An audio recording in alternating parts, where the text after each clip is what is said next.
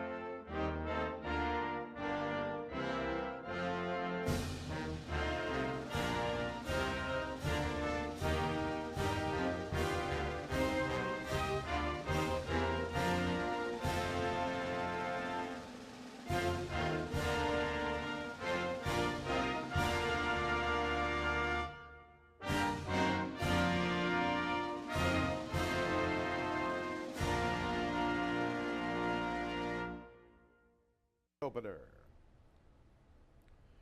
And there they go, betting on a stone from the far outside, quickly away. Rose in the Sky comes away in good order, and the top two in the wagering are getting acquainted very early. MAS Scroovies getting a nice tracking trip from third. Then we're going to Sarah's Pride, Indian Penny, and Nothing from Shambhala, the distant trailer. Rose in the Sky and betting on a stone. They mix it up through the early stages. Build up better than three.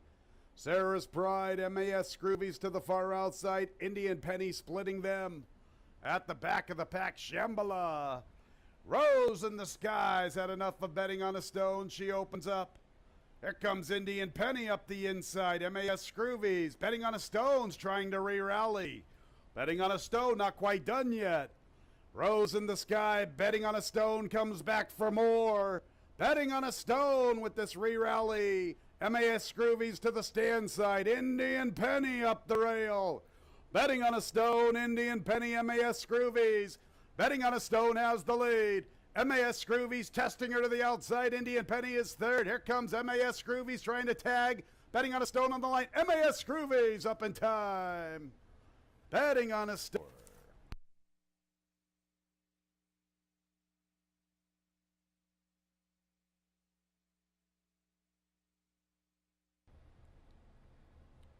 And there they go.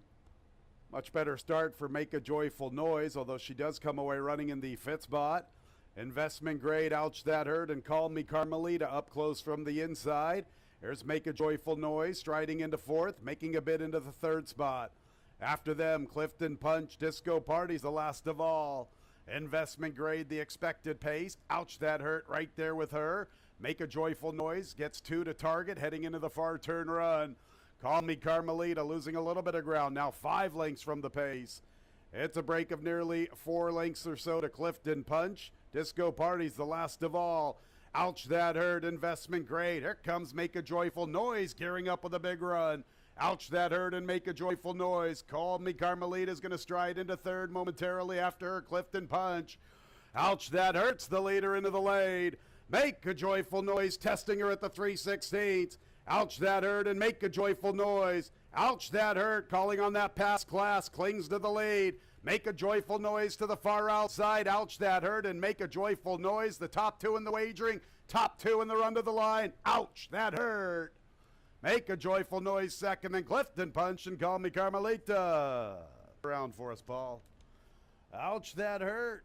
New York bred, once again hit in Lake Farm. All right, race 2 is official. 3-6-4-2. Early double for. And there they go. Honorable Avenues out for the lead. Coach Bahi. And here comes Masetta showing good speed on the stretch out with the blinkers on. Our man Mike. This cat can fly and ring good at the back. So it is Masetta speeding clear at the 7/8 from Honorable Avenue, and Coach Bahi stalking smartly from third. These three have about 6 lengths on the other three. Our man Mike, this cat can fly and ring good, 3 wide. Maceda's on the lead, 24 3/5. Honorable Avenue stalking very intently from the outside, and Coach Bahi sitting a nice trip from third, 3 off the lead near the 5/8. Little more than 4 lengths back to our man Mike. This cat can fly and ring good. Maceda and Honorable Avenue 1-2, and Coach Bahi now 3.5 from the 2 leaders. 49-1 for that half. Our man Mike, this cat can fly and ring good at the back. They head into the far turn. Maceda, Honorable Avenue, and Coach Bahi coming with his run. Honorable Avenue right alongside of Maceda. Coach Bahi still in third. The others have work to do. Maceda and Honorable Avenue. And Coach Bahi still in third. Now 4 from the front as Honorable Avenue's up to the lead. Honorable Avenue off the turn, the one to come and catch. Maceda tries to go with him. Coach Bahi is third, and he's closing in. Honorable Avenue at the 8th pole with the lead. Coach Bahi comes with his run. This cat can fly. Honorable Avenue waiting on Coach Bahi. Here's Coach Bahi up the inside. Coach Bahi from Honorable Avenue. Coach Bahi the winner. Honorable Avenue second once again. In third, this cat can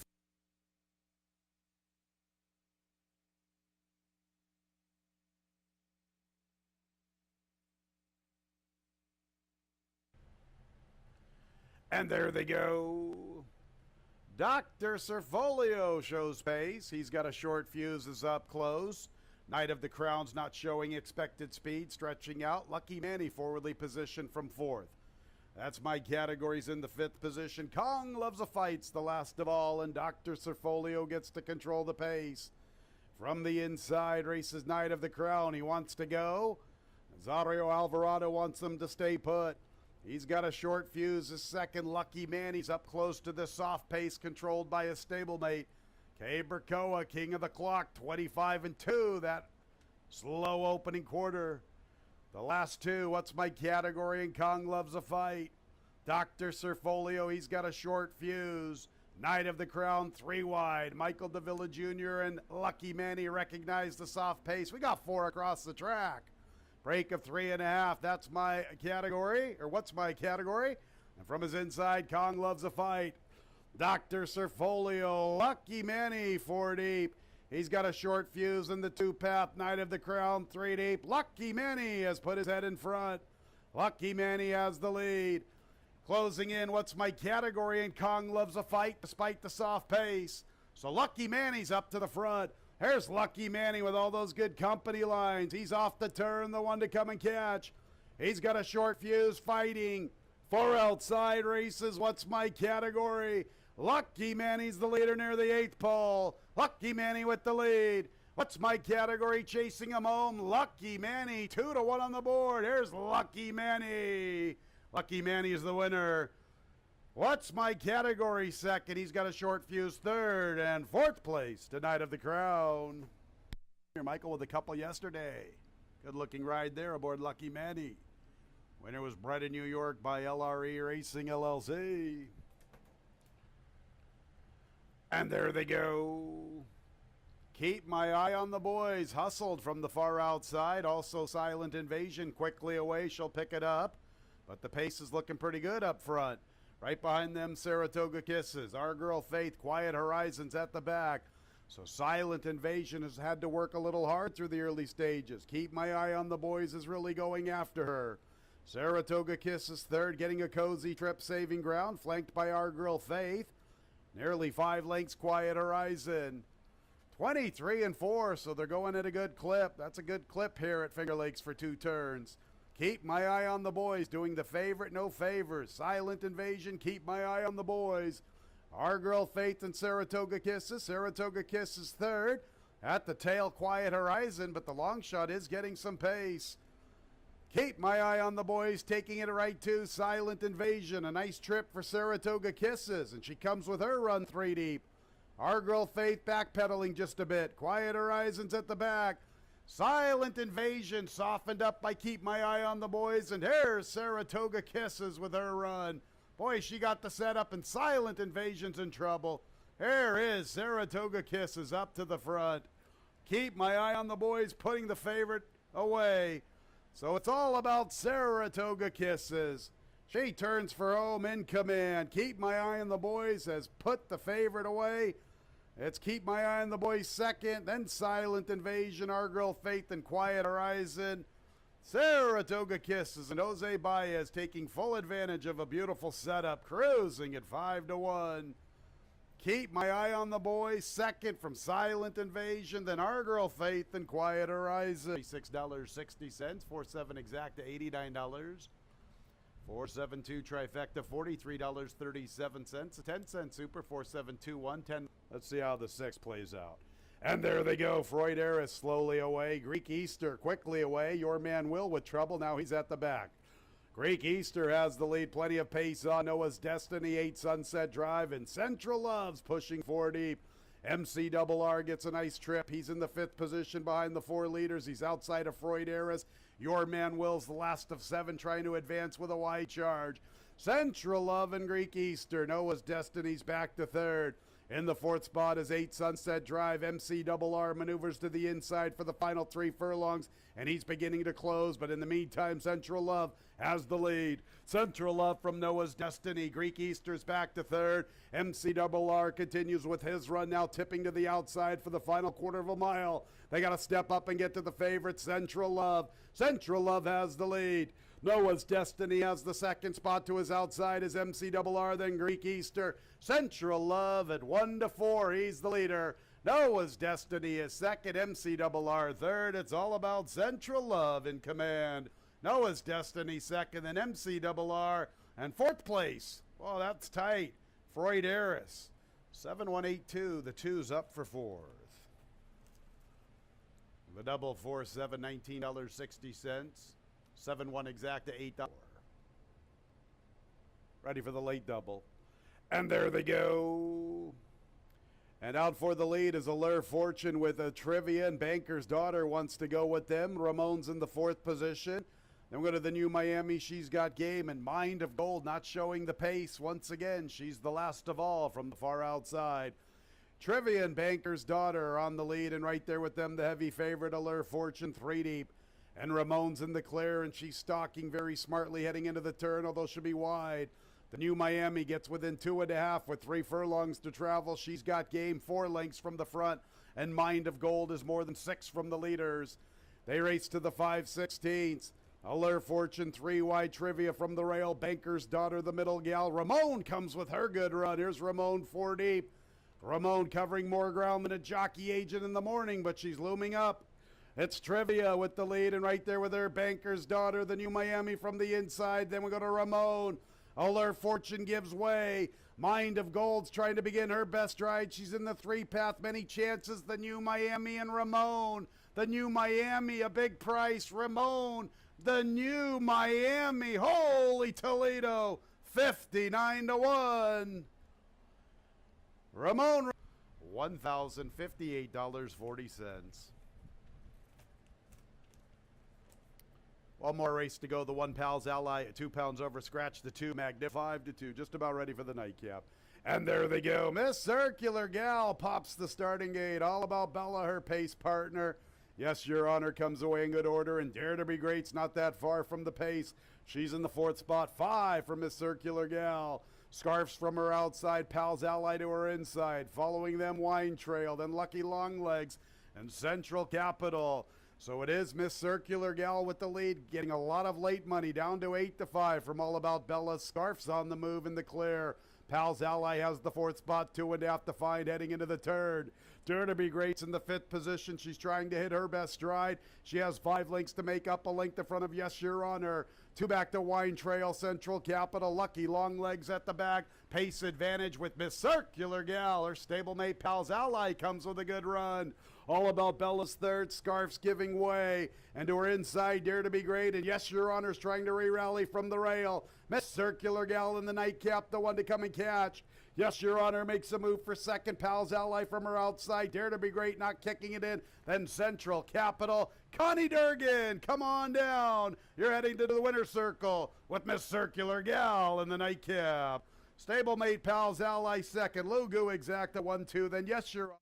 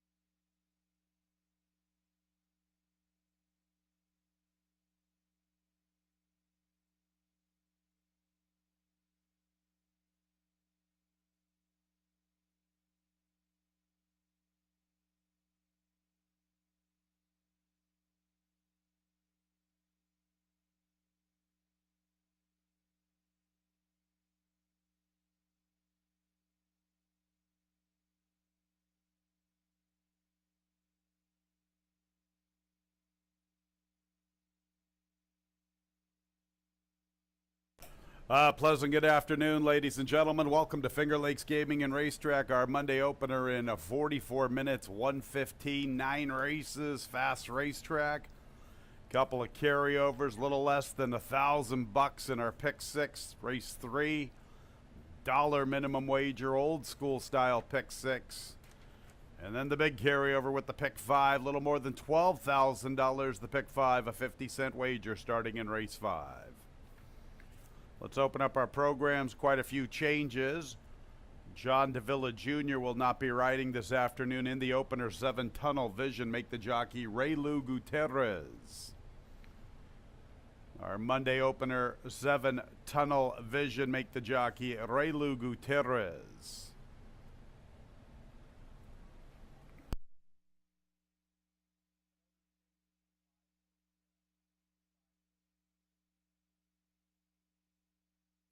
Five, Jack and Bernie. Sharon Washburn is the lone owner. Kathy Harris, please omit that from the ownership line. 5, Jack and Bernie in the opener.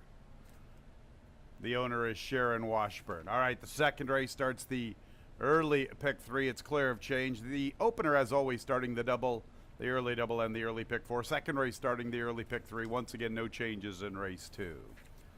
All right, let's go to the third race. It starts the pick 6. We talked about the carryover, a little less than $1,000. 2 Full Moon Fever ownership line should read Photos Finish LLC.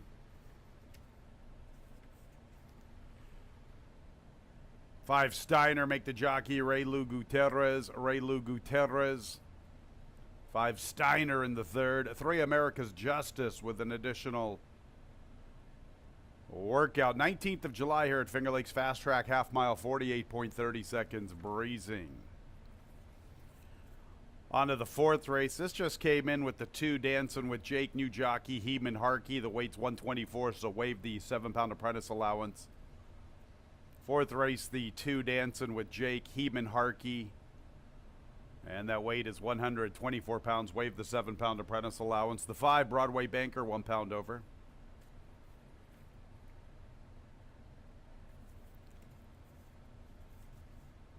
Fifth race starts the pick 5, a nice carryover. Pretty tough sequence. Scratch 6, twice smitten.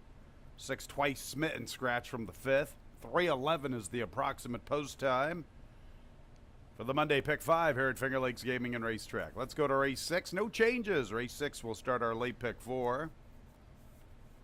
7th race starts the late pick 3. Start with the scratches. 3 and 4, Road to Royalty and Mays Loved Laffy. 3 Road to Royalty and 4 Mays Loved Laffy out of the 7th.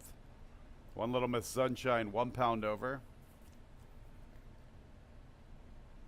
8th race is our featured event. It starts the late daily double. It's one of our featured events. I guess race 3 technically is our Monday feature. Nonetheless, let's talk about the 8th race with the changes. 1A, 2, and 6 all scratched. 1A Superb Surprise, 2-color commish. 6 Mount Vernon Boy. All scratched from race 8. 1A Superb Surprise, 2-color commission. 6 Mount Vernon Boy, all scratched. 4 High Strike, a jockey change. Raylu Gutierrez. Raylu Gutierrez on the 4 High Strike in the 8th. 7 Schiffauer Strong is a gelding. 7 Schiffauer Strong should be listed as a gelding. And then we get to the nightcap. Start with the scratch. 6 Kateri Empire. 6 Kateri Empire out of the nightcap. And 3 Dosage of Mimosas. Let's waive 3 pounds of that apprentice allowance. The weight's going to be 115. Carlos Barbosa, a 7-pound bug now, so we're going to waive 3 pounds of that allowance and make the weight 115. Once again, scratch 6, Kateri Empire. Quite a few changes on our Monday card. Couple nice carryovers. 39 minutes until the opener. It's a beautiful afternoon for thoroughbred racing. Up next, Mr. Dave Mattice. Let's see what Dave's got for us today in the pick 5 and the pick 6. He's got all of the races analyzed. And he's up next, Tice Guns, with his analysis of the Monday card.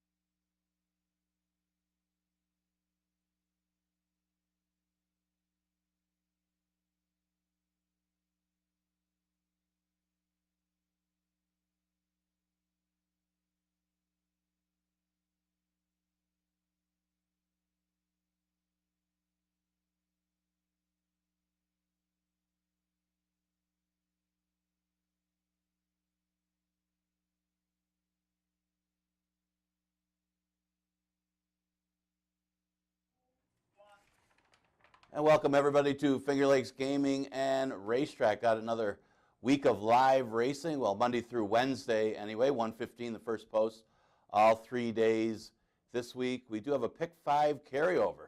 It's been a little more rare this year to have that Pick 5 carryover, but it is just over $12,000 in the Pick 5. Got a 9-race card, so that starts at race number 5. So you got some time to figure out what you're going to do. You can pretty much narrow it down.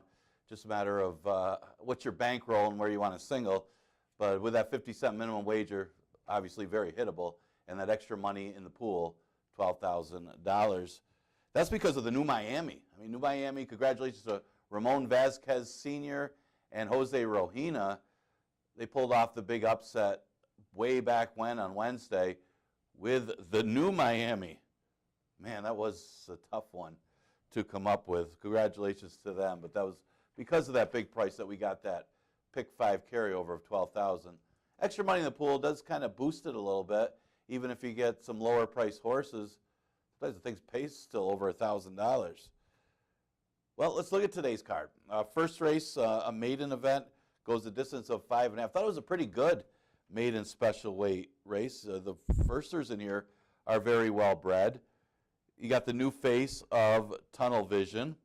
5 destinations, improved last time with blinkers and Lasix.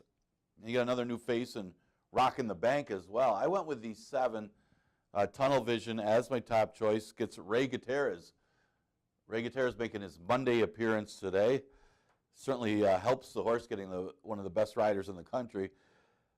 The dam was probably more bred for the turf, though. It's the only thing with Tunnel Motion. The dam was 2 for 2 on the turf. Looks like the pressing speed. This one was in the barn of Mike Makers, now here for Chris Engelhardt. This should be an easier spot, you would think, for Tunnel Vision. Obviously well bred. Out of that dam by Mineshaft is the sire. And again, the Cadillac Kid looks like the inside speed. You would think that Tunnel Vision would be right out there on that horse's flank. All depends on how aggressive they are early, but this should be easier than the maiden claimers that this horse comes out of in New York. Interesting one is the 3, Rockin' the Bank. Rockin' the Bank, this one took some money, first career start at Penn National. Didn't fire at all, but I like the breeding on this horse and did show a little bit of early speed, but didn't go that quick. Goes first time Lasix for this race. Mentioned the dam is a half to a couple not multiple stakes winners, a couple multiple graded stakes winners.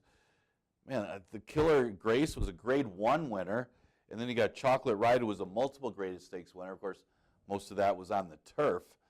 But Rockin' the Bank is an interesting one, adding the Lasix, and also attracts our leading rider, Andre Worry. Another interesting one is the first-time starter, the 5, Jack and Bernie. This one is a half to Winston's Chance. If you're familiar with Finger Lakes Racing, Winston's Chance, a real good one. Now, Winston's Chance didn't have much for early speed. He was more of a late runner, especially in sprints, usually up a little closer, going 7 furlongs or longer.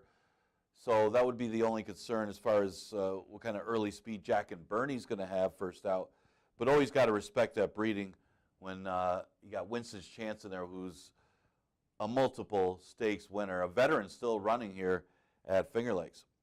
The one, the Cadillac Kid, is the inside speed of the race, but it's all a question of how long Tunnel Vision keeps him in the race. Because one thing to say about the Cadillac Kid, though, his last race you could throw out. I mean, you could just draw a line through that Warrior Nation race. And actually, maybe you don't want to, because it's actually a good race for the Cadillac Kid. Yes, he lost by double digits, but it's who he lost by double digits to. And still to hold on to the second position is actually a pretty good effort. Just missed the race before when he was able to set a pretty decent pace against restricted 3-year-olds. It all depends on how good the inside is today. Speed was pretty decent last week. We'll see how it plays today. I won the 7-3-5-1 in race number 1. Second race is a 5,000 claimer going a distance of 5.5 furlongs. Yeah, you can pretty much narrow this one down now. Boldly is the veteran, and for the last few years he's been running against 5,000 claimers, and he's too good for 5,000 claimers. But last year he did need a race. And the first start off the layoff, he didn't run as well. He lost a special story that day and ran second. Well, he followed it up with a good-looking victory, and then the rest of the year is history. When he runs for 5,000, he wins, and that's what he runs for, 5,000. So I guess you could say he's been well-placed. Nobody claims him. Well, now they're not going to claim him because he's older, and he always just runs well for 5,000. Well, the reason I mentioned last year how he ran off the layoff and then his second start was better, he was sharp enough to win, I think he came up a little bit flat off of the layoff last time. He got a little bit short. Even though it looked like he was going to pull away and romp in that race, he stopped right before the wire, and almost like 2 or 3 other horses engulfed him, and it made it really close. He was lucky to hold on and got the victory. But what I would think, if looking back at last year, if he needs that initial start of the season, his second start, he's that much sharper, and he'll be quick here. And he's inside of Simba's All Trouble, which puts him on the lead from the rail. Boldly on top. Main threat, obviously, is Hero Tiger. He's got the numbers to beat Boldly. He might even make a case he's a little bit better than Boldly in some races. But I'm not sure if he wants to win. I'm looking at the race against Massey Hall. I don't know how he didn't win that race. But he did come up a little bit short that race as far as winning it. He had a perfect trip coming up the inside. Now, he had all kinds of excuses the race before where he got off slow and had kind of a rough trip. Interesting now today because it is a distance that he's got a couple wins. It's short, 5.5, but maybe he can make a run if Boldly doesn't come up sharper than the last start. He could be awfully tough. And it all depends on if Boldly gets any kind of pressure early. It doesn't look like it. I mean, Simba's All Trouble, all he's got to do is hold the rail on Simba's All Trouble and run a little bit better than what he did last time, and he's going to win here. The 7 is Miami Chrome. He gets some class relief, dropping to 5,000, and he did win his previous start in the slop. And maybe there's a chance that you'll get an off track today, but yeah, last race wasn't good against the starters. So, but it's tougher, and he's in against 5,000 today. Should get an outside stalking trip. There's definitely a threat. You get 10-1. I mean, if for a horse dropping in class, 10-1 is not bad. Smoking Alone usually lands a share. Caught an easy group earlier in the year and got a second and a victory, but things got tougher after that. But he's right there. I mean, the last race isn't as good, but that was in the slop. He's got to get things his way. Either he's a versatile horse. Either can come from lead or from out of it. One thing we know, he doesn't like to come in between horses or go in between horses just because he gets a little shy in there and takes up. But it looks like this is the type of race that he can run his race and he can finish in the number. I'm going to go the 1-5-7-6 in the second. Third race starts the $1 pick 6. Got a small carryover for that one. It's almost 1,000. Not bad. It's a good wager to play sometimes if you got the bankroll or if you got maybe 3 singles that you like. Optional claiming allowance is the condition for this one, and I say it's only a 5 betting interest, but you got a couple good quality horses in here, including the George Barker winner, Dances for Token. I like this entry. I mean, the entry's tough. You got Dancers for Token and Brother Jeremiah, basically a speed and a little bit of a closer. And Brother Jeremiah doesn't have to come from far back, but I would think that he would rate here and try to make a run. The speed's going to come from American Justice. American Justice stretching out will flash of speed, so he's going to be out there with Dancers for Token. Not sure how aggressive Steiner's going to be from the outside, but that leads to some pace in here. And maybe Brother Jeremiah could be just as strong a play as Dances for Token because he's got good numbers. He's a very consistent horse as well. But one thing you say about Dancers for Token, yes, he had everything his own way as lone speed in the George Barker, and nobody even tried to go with him in that race. But you can't take that away from him. He's a stakes winner. And he did it off Lasix. And the last couple races, maybe he's getting into shape again, and maybe we'll see that kind of Dancers for Token. The last race of the year wasn't that good, but it was in against tough. And that was only his first start of the year last time, where he ran 4th, and that was against a pretty sharp Beta. I mean, Beta turned back in distance and beat some of the best sprinters on the ground. I mean, that was a big effort by Beta. So coming out of that race, nothing to be ashamed of for Dancers for Token. I would expect him to run better today, second start off the layoff. I would do go with America's Justice for second. Just, you got to like, how many American Pharaoh horses do we have here at Finger Lakes? The answer, I think, is one. I mean, this is America's Justice. And when he breaks well, he's always tough. And it all depends on how quick this pace is early. But 6 furlongs isn't his thing. And he ran into Cajun Casanova going 3/4 last time. No chance. Second start off the layoff, first time stretching out. You got to respect America's Justice. I don't know about the pace scenario here if he's going to. I mean, I've seen him do some quick fractions and hold on. But it does look like he's going to get some pressure in this third race. I'll use Full Moon Fever off the claim for third. Yeah, one of the things with last race is you expected him to win at that level. At the 11-9 level, Full Moon Fever, with what he was up against, the numbers he had, you got to think he should have won. Now, he was up against it. That's the one thing you say, the pace scenario and the track. I mean, the track did seem to be favoring inside speed a little bit. And he just kind of hung there. I mean, he was like, looked like he was going to make a move the whole race. He's sitting third behind the other two, and they just didn't come back to him. It was just that simple for Full Moon Fever. But it was a decent race for the 11-9 level. They went a decent time. But again, the pace wasn't really backing up most of the day, so that's the excuse you could use for Full Moon Fever. But he's supposed to beat that field. I mean, let's face it. Those are 11-9 beaten claimers. This is a horse that was running in stakes races and tougher allowance races in New York, and then here in the past against tougher allowance horses. Even though he was against the track last time, he's supposed to beat those horses. But maybe you give an excuse because of the track. Maybe you forgive the last race. He's claimed out of the race, and see if he can run better for the new connections. He definitely has the past class to beat this group. I went with the 1, 3, 2 in here. And the thing is, I don't want to take 9-5 on him either after that last race. Fourth race, a maiden event going a distance of 1.70 miles. And this is a real interesting one because there's not a lot of horses with route experience in here, or the ones that do that are proven going long that they have any kind of form going a route. So that's what makes it difficult for the fourth. And here's the thing. I mean, we don't see a lot of route races against, for the special weights. This race, I could see some $5,000 maidens hitting the board against these maiden special weights.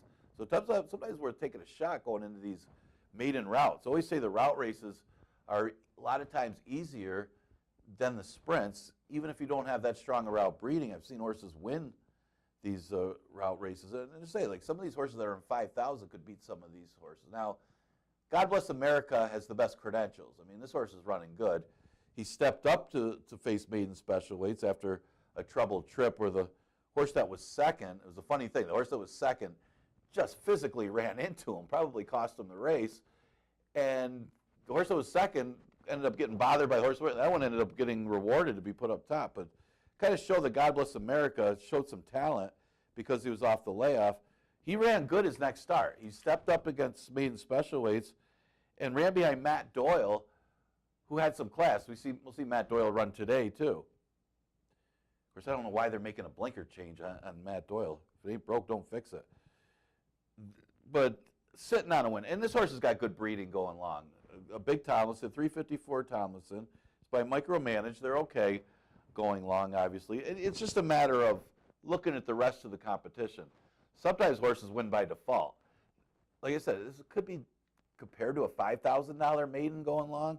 And God Bless America is a legitimate higher class 11-9 or even a maiden special weight type maiden with some route breeding. That could be good enough to get him in the winner's circle. Now, he does have the one route early in his career, but it was in the slop. Again, not a lot of these horses have route experience in this race. The 5 Broadway Banker is going to be my second choice. Obviously, lightly raced. It's his second career start. And he broke poorly in his first, so nothing to really go on in the horse's debut. What I do like is the horse does have some good route breeding. Goes first-time Lasix and has the apprentice rider aboard. That could be good enough to get this horse to the top 3, because other than God Bless America, who can you really like in here? Palace B? I mean, how is this horse 2-1? Well, maybe look at the rest of the field. He's 2-1. I don't know, but he lost by double digits a couple races in a row, dropped to 11-9, finished off the board. stepped up to face special weights, and yeah, there was basically a 2 or 3 horse race in that one, and he finished behind him. It wasn't a bad effort, though, for Palace B, and it's just a question of getting the distance. I mean, at least he's got some form going for him into this route. I would want a little higher odds, though, than 2-1 if I'm backing Palace B. The one, Dustin Hoffman, I'll throw in for 4th. Why not? The horse is at least running against some good maiden special weights in the sprints. He'll be trying a new thing, going a distance of 1.70 miles today, and he has the rail. And after you get past the first 2 or 3 of them, man, actually after you get past God Bless America, who do you like? And God Bless America, I guess it's the old rule. He's not proven going long. How can you bet him as a heavy favorite? But who else are you going to like in here is the big question. So it's God Bless America's race to lose, and I think he'll win. 6-5-4-1. You got God Bless America, then you got Let's MAGA in race number 5. Maybe your hunch double. Scratch the 6 twice spin. This is where the 50-cent pick 5. Remember, just over 12,000. We haven't had that many carryovers this year, so you want to get involved today. It does add a little boost to the pool. Wasn't a lot of speed in this race. I thought Crosstalk, and I used Crosstalk second. If it was 5.5, I probably would have put Crosstalk on top. But at 6 furlongs, I would think Sabrine can get to him. I mean, if she really can control the pace, it depends, Let's MAGA does have a little speed, but Crosstalk is the speed in here. Can Sabrine stay close enough, turn him back in distance? She's better. I mean, Sabrine's the best horse in this race. She's coming up. She's not quite as good as she was last year, but look what she's up against. And Aquilano kind of broke through with a double last week, with a couple good ones going long. Finally, maybe this barn will pick it up. And the only bad race, really the only bad race Sabrine's ran this year was against Tuscanova Beauties. You can forgive that effort. So it's not like she's that far behind her rivals in those allowance races. You could also say that this horse is better going short than long. So it's just a matter of her chasing down the speed, because there isn't much of it. And I would think that Crosstalk would be the speed along with Let's MAGA. I think she could catch him, though. I think she could be close enough that she's just the best horse in the race. Crosstalk looks like a sharp claim. Was claimed for 5,000. Ran a good race last time running 3rd. And now it does seem like she has a tactical edge in this race, in a race lacking in any early speed, which really does play to her advantage. If she could get out there, control the pace, Sabrine is far enough back that one can't get by her, and maybe she could pull off the minor upset here at odds of 6-1. Sometimes in these type of races, pace does make the race when there's truly a lack of pace in it. Joker's Run, same problem. I mean, this horse has got to come from out of it in a race lacking in pace. There's a lot of comment lines here. I don't think it cost any of that cost or anything. Fast Fran ran a hole in the wind that day and won for fun, and she just got up to pass the horse. She wasn't going to beat Fast Fran. Nobody was in that race. So it was a good race by Joker's Run. And it was only her 2nd start off the lap. And I don't have a problem with her running for 5.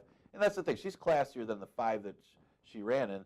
It's just that she was eligible for the waiver claim because she dropped last year. I mean, this looks like a spot where she belongs at the 11-9 level. Again, the pace scenario doesn't favor her, though. Let's MAGA might benefit from the pace, because she's probably going to be the closest one to Crosstalk early. She's got enough tactical speed that she could play presser in here, at least be up with her.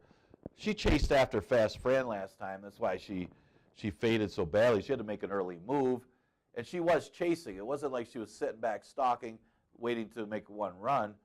She's chasing. And you'll see that a lot here at Finger Lakes. When you got a horse on the front end and you're outside chasing that horse, even if you're inside chasing that horse, it's a lot tougher trip when you're not catching that horse than a horse that's sitting back and trying to make one run, and then you end up finishing off the board while that one horse making one run gets 2nd or 3rd. Happens a lot. That's horse race. I'm sure all you veterans that play the horses know that. But I'm going to go Let's MAGA for 4th. I think the pace scenario is a little better today, because nobody's as fast as Fast Fran on the front end, and it's going to be a relatively slow pace with Crosstalk probably doing a 47. 6th race, maiden race, going a distance of 1.70 miles. This is one where I took a shot in based on the breeding. man, it's hard to fall in love with anybody in here. And I could see why Over the Cap could be the favorite based on who he's running up against, and it is good connections. I'm taking a shot in a wide open 6 race with American Halite because he just simply has the best route breeding in a race that nobody really has proven that they can win going long. Obviously, they're still maidens. But out of Ballet Dress, the dam is a half to a couple stakes winners. One of them, Frost Point, was a graded stakes winner going long. $220,000 yearling is, and this one has the credentials as a Kentucky bred, did run the one good race. That's the only problem. This horse just doesn't have great form. Did go long once. It was on the turf and showed nothing. This is easier competition. Maybe this horse is due to wake up with that kind of breeding. I'm taking a stab at 6-1 on American Halite. Can't fault anybody for taking Over the Cap. Probably the more logical horses running New York on the turf, going turf to dirt here. And the thing is, he's not really that well bred for the turf. So he's got every right to actually improve on the dirt.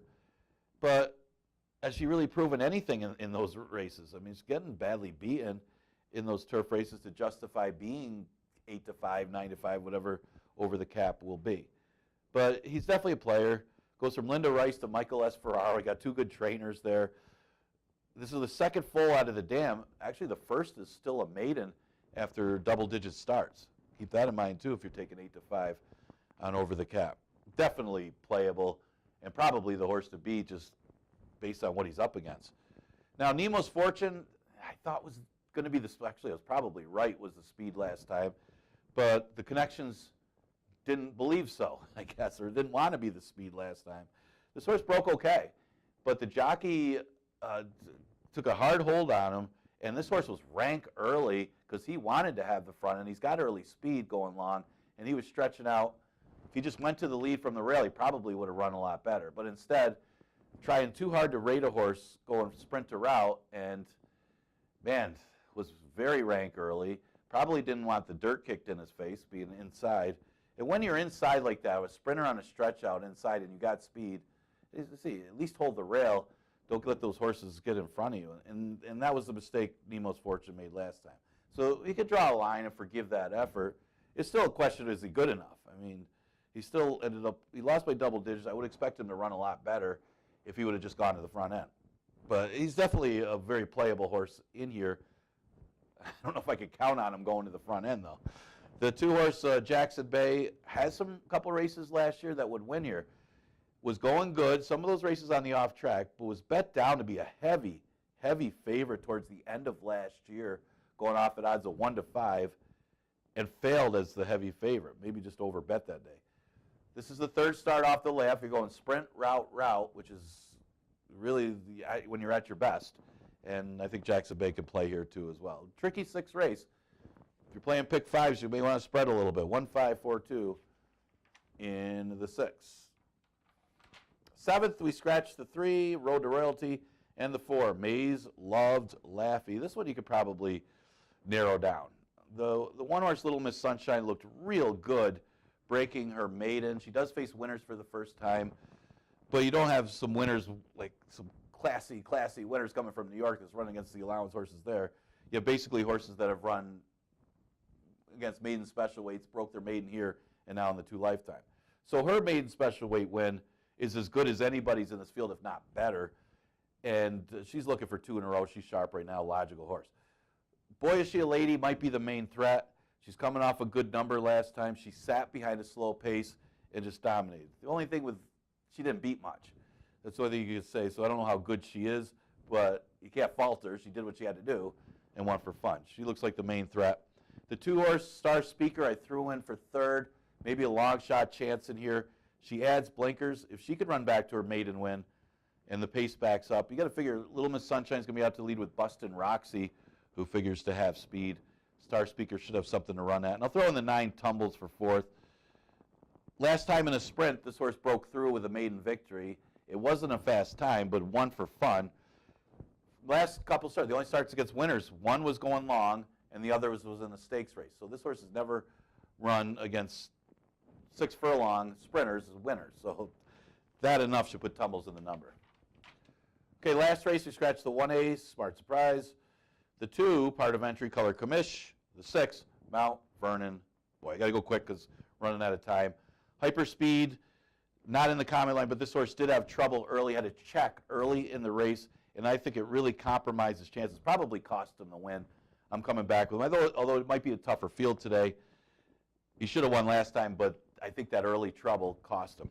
The 4-horse High Strike gets Ray Gutierrez, could be one of the speeds here, if not the speed of the race, and that's going to make this horse tough. Probably more bred for the turf and synthetic, but did run decently as a 2-year-old on the dirt. The 7, Schiffauer Strong, bounced back with a good effort last time after running against a real tough group against 2 lifetime allowance horses. A repeat of that effort puts him in the mix, and then I'll throw in Busting Credit for 4th. This one didn't beat much when he broke his maiden as well. I mean, the horse that was second is a lifetime maiden. So I'm going to go the 2B, 4, 7, 1 in the 8th, and then the 9th, because we got a 9-race card. I'm going to go with the 4, 5, 8, and 7. Shane's Risk looks like the speed. 6 furlongs is a question mark always for Shane's Risk, but she does look like the main speed. Treat Her Like Star, I thought, would run her down. A Dabble Do is another one with a shot, and then Starship Precious as more of the underneath type in the last. 4, 5, 8, 7 in the 9th. Good luck with your picks. Remember, the pick 5 is a carryover of over $12,000. That starts in race number 5 with a 9-race card. I'll see you tomorrow.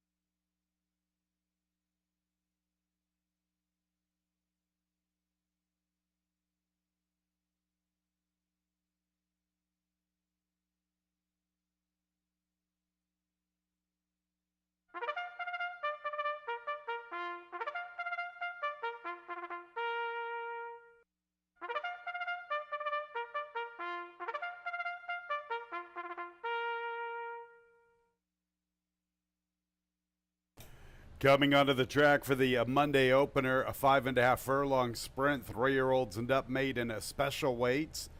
7 Tunnel Vision, make the jockey Raylu Gutierrez. Fast Racetrack, race 1 will start the early double, the early pick 4, a 9-race card. The Monday opener in a little more than 5 minutes.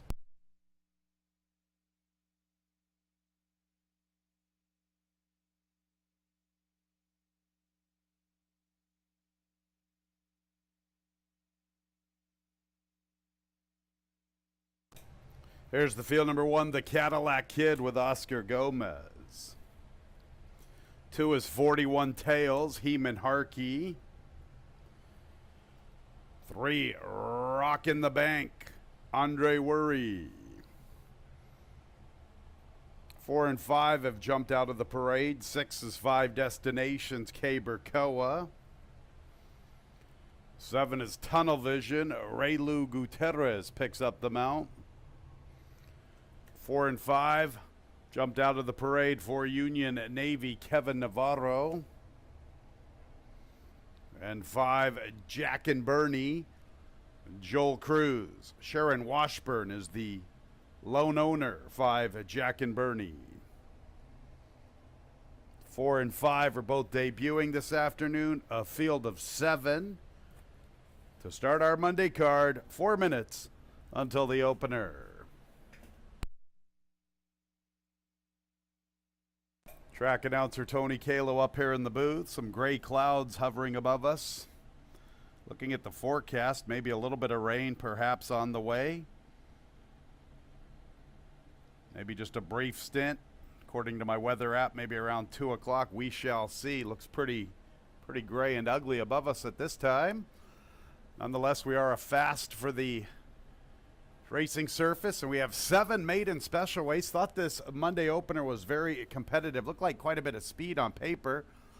The Cadillac Kid wants to be forwardly positioned. 41 Tails recently showed a lot of pace in a 6 furlong turf race at Belmont. Rockin' the Bank was a forward placed individual in his debut run against maiden 25s at Penn National. 5 Destinations, when getting Lasix and blinkers on the 10th of July, also showed pace. And 7 Tunnel Vision likes to be forwardly positioned. So it's kind of a crapshoot here. Thought this race was very difficult. Landed on the 7 Tunnel Vision because I see these Naira invaders come into town and just do some good things. Like his outside post. Perhaps he can get a nice stalking trip. If not, just clearing away, we shall see. His price is 2-1. Raylu Gutierrez picking up the mount. John Davila Jr. had some difficulties getting back into town. I think he had a flight delayed. That's what I think Jack Keller told me. They're our clerk of scales. So Raylu Gutierrez will pick up a couple of these Davila mounts. 7 Tunnel Vision, my top pick, with his outside post and venturing to Finger Lakes for the first time. One, the Cadillac Kid sure does have some pretty good company lines. Warrior Nation, can't wait to see him run again. He was supposed to compete. It was either last week or the week before, but he was scratched. What an impressive 14-length win for Warrior Nation that day. The Cadillac Kid was second best. Thought the effort against Pop Coyer was pretty good, especially considering Pop Coyer came back and ran a very good second-place finish to a Billy Morey invader. So the Cadillac Kid with an inside post and good company lines, and he should be forwardly placed. He's one of the contenders at 5-2. Didn't know what to make of the 241 Tails. He did show a lot of speed on the 18th of June. He needed that race. That was his first start since early March. He'll probably be somewhat forwardly positioned along the inside, and kind of like my top selection, there's a Naira invader making his way to Finger Lakes for the first time. 41 Tails. Not much love on the board at 9-1. After that, I looked at the 5 Jack and Bernie, a first-time starter. Like that gate drill on the 8th of July. It was in the mud, but still 48 out of the gate. That's a good move. This is Winston's Chance, little brother. Winston's Chance has done some big things here at Finger Lakes throughout his career. Now, there is another sibling that hasn't really panned out too well. We're hoping Jack and Bernie's a little more like Winston compared to the other sibling. Jack and Bernie, one of the 2 debuters. His price at 7-2. He's getting a lot of support for this initial look. 7-1-2-5 in a difficult opener, in my opinion. Very difficult race here. 7-1-2-5 to start our Monday program.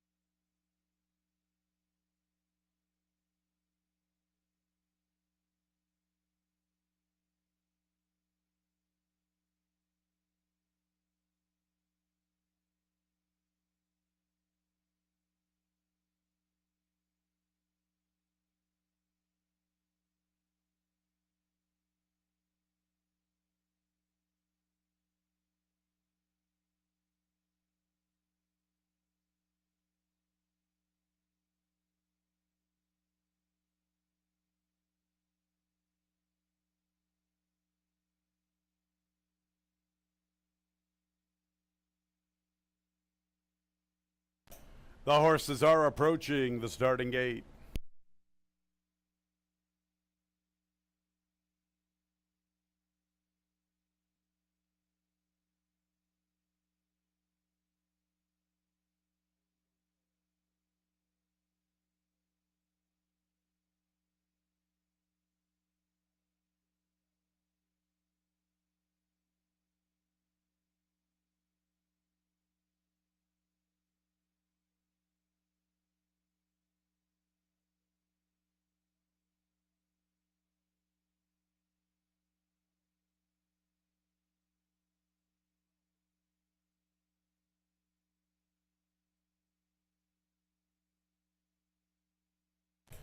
It's post time for the Monday opener. 7 Tunnel Vision, 7-5. The 1, the Cadillac Kid at 5-2. 5 and 6 are both 5-1. That's Jack and Bernie and 5 Destinations. Jack and Bernie, one of 2 debuters. Union Navy, the other debuter.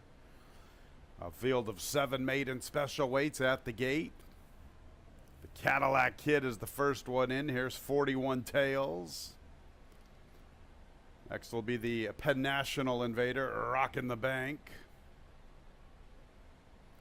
The 2 debuters, Union Navy and Jack and Bernie.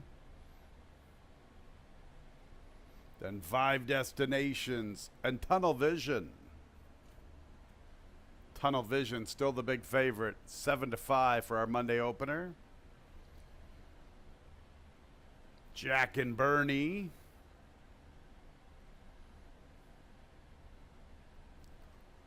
Couple to load, 5 Destinations, and the favorite, Tunnel Vision. Ray Lou Gutierrez picking up the mount for the Finger Lakes Hall of Famer, John Davila Jr.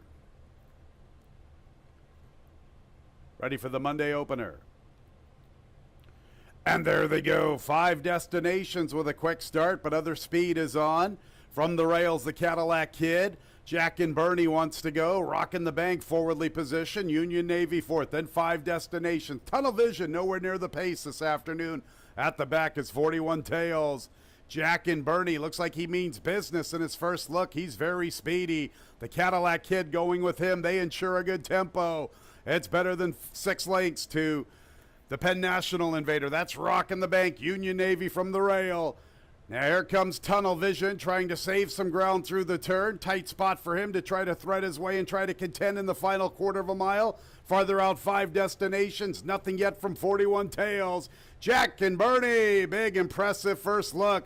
Big lead putting away the Cadillac Kid. Tunnel Vision makes a move for second. Union Navy along the rail. But it's Jack and Bernie. Jack and Bernie powerful in his first look. 5-1 upsetter. Jack and Bernie in cruise control. Tunnel Vision was second. Then Union Navy. And 5 destinations is up for fourth.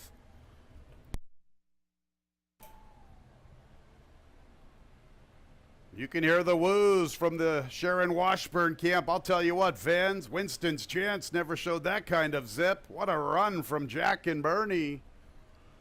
104 and 64 100ths. He was bet like a good thing. He popped the starting gate, putting away the Cadillac Kid. It's an impressive debut victory. Jack and Bernie.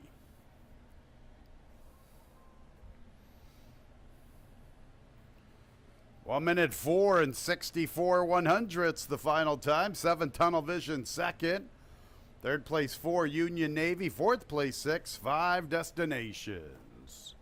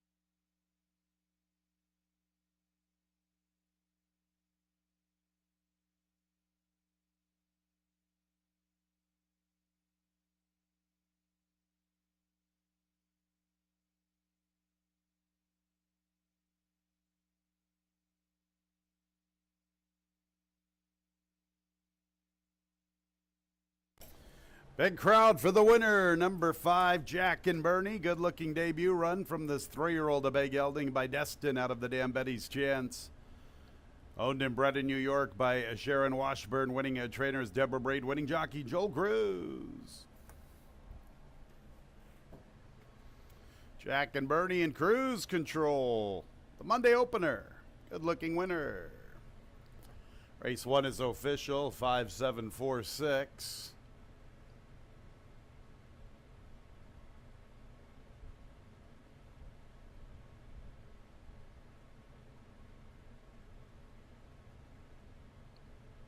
That exacta $50.50.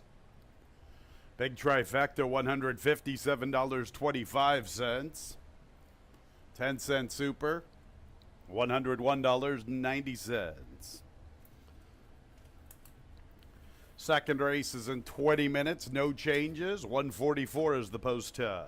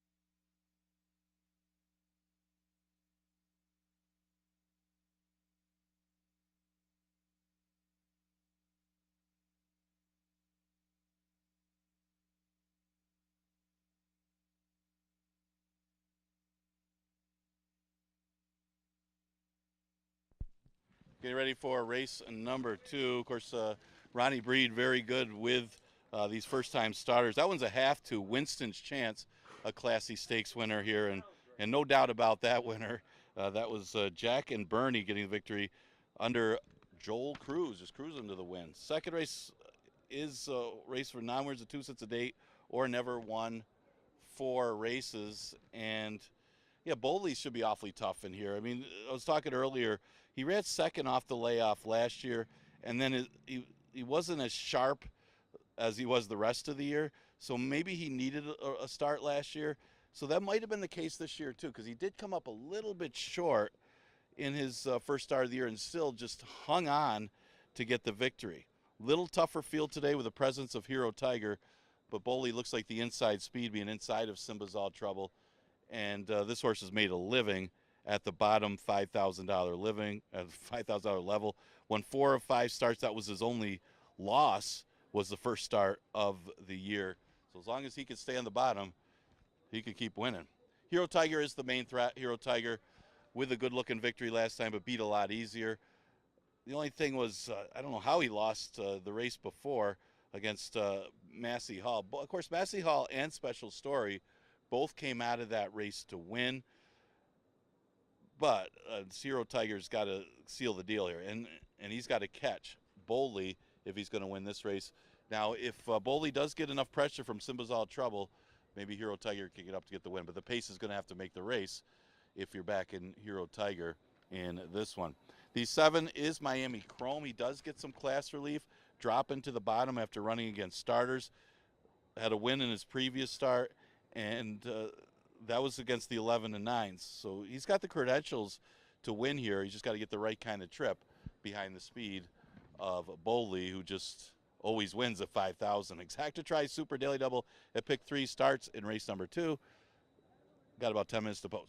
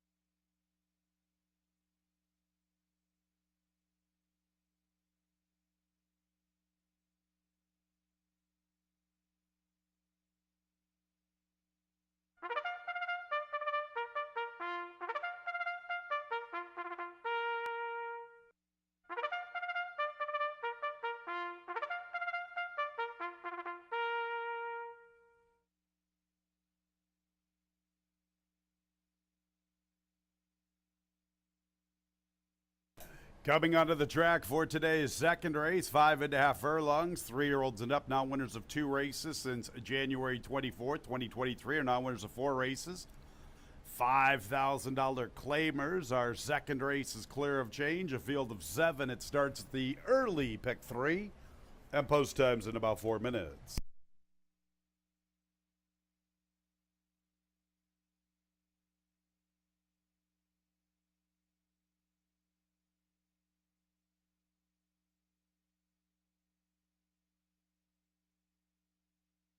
There's the field, beginning with the 1 Boldly, the 11-year-old's looking for his 22nd career victory.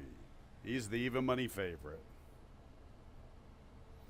Number 2, Blue City, Michael Davila Jr.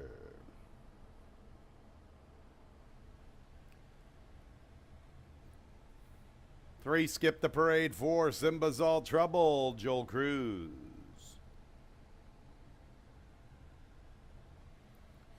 5, Hero Tiger, Jose Baez, 3-1. 6, Smoking Alone, Emmanuel Di Diego.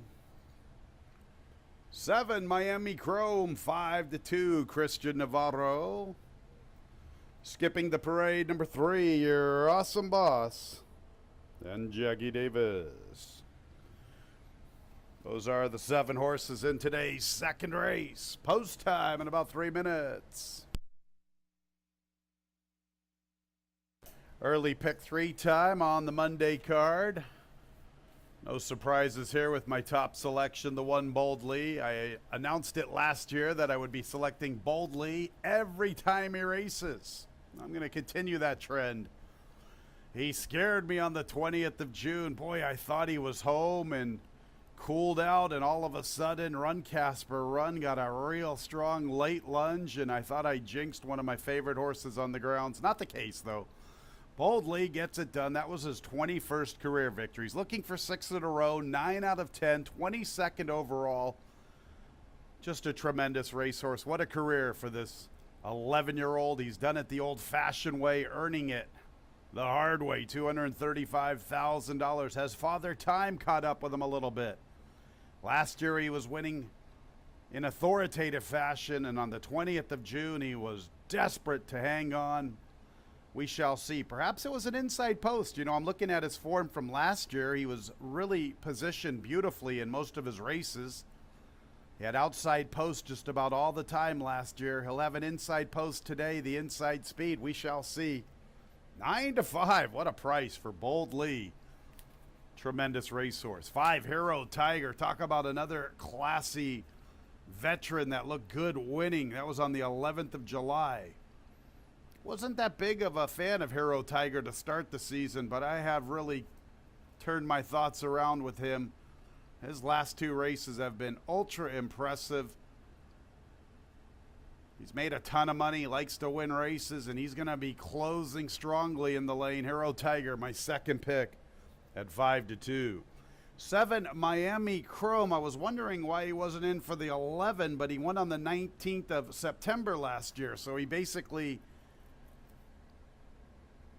has to run in either a starter allowance race or venture into this 5. I mean, I guess he could try to venture out of town, but if he wants to stay here at Finger Lakes, his conditions are kind of up against it until he gets back to September if he doesn't come through with another victory. He ran big on the comeback on the 14th of June. He disappointed on the 12th of July, but I will say this, that was one of our saltiest starter allowance races I've seen here in a couple of years. So he's in for 5, and unfortunately for him, he runs into a couple of buzzsaws with the veterans, the salty veterans, Boldly and Hero Tiger. I'll put Miami Chrome in 3rd from the outside. Then it was the 4, Simba's All Trouble for my 4th pick. Liked his victory on the 16th of May.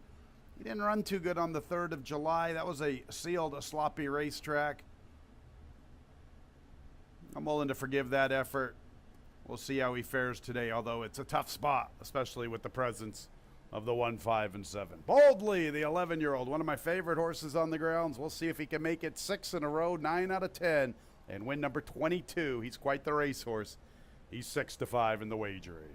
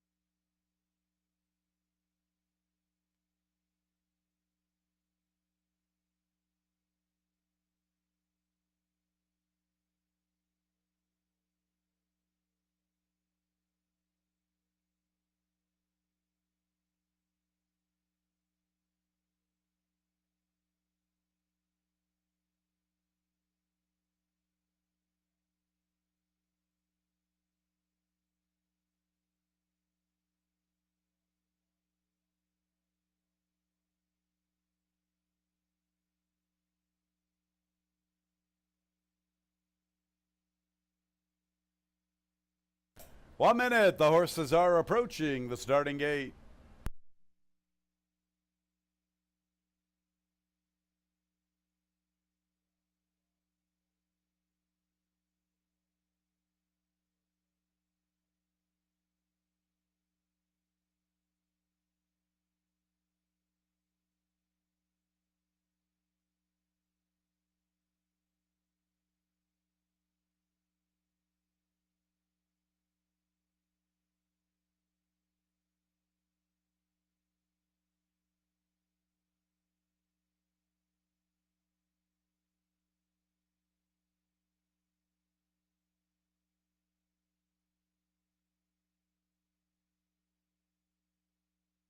Nearing the gate.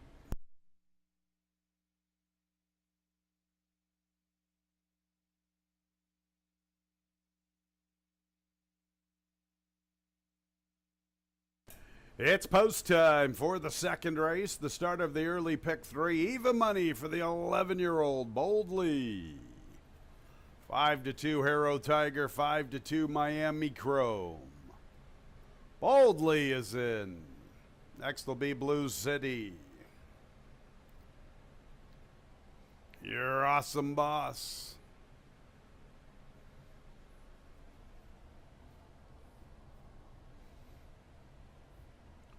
Simba's all trouble.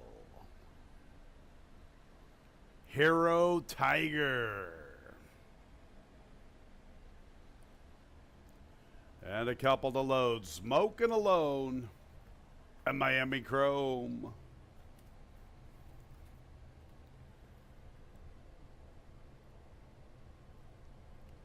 Miami Chrome to the outside. Early pick 3 time.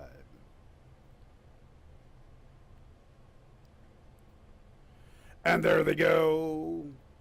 Boldly is showing pace. Smoking Alone's a little quicker with Miami Chrome. Blue City comes away running in 4th. From the outside there, races Your Awesome Boss. Simba's All Trouble is one from the far outside. At the back of the pack there is Hero Tiger. Boldly's up to the front. Boldly now the leader near the 3/8, almost a length from Smoking Alone. Miami Chrome is third, headed by Blue City. Your Awesome Boss has about 5 lengths to make up. He's in the 5th spot.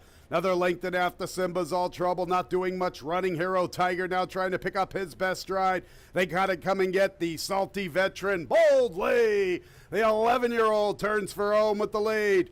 Miami Chrome comes a-calling to the outside.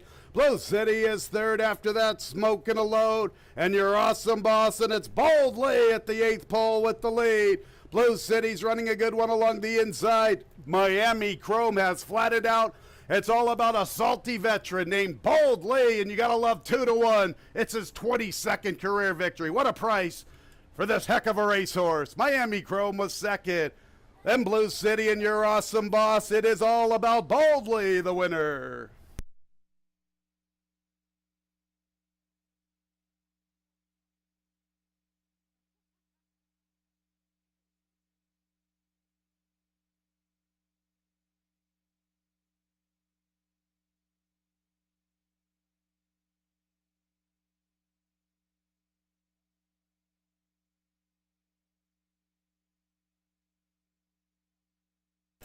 All right, fans, Boldly, 2-1, unbelievable price for this 11-year-old. It's his 22nd career victory. We need a photo for the balance, the final running time, 1 minute 6 and 49 100ths.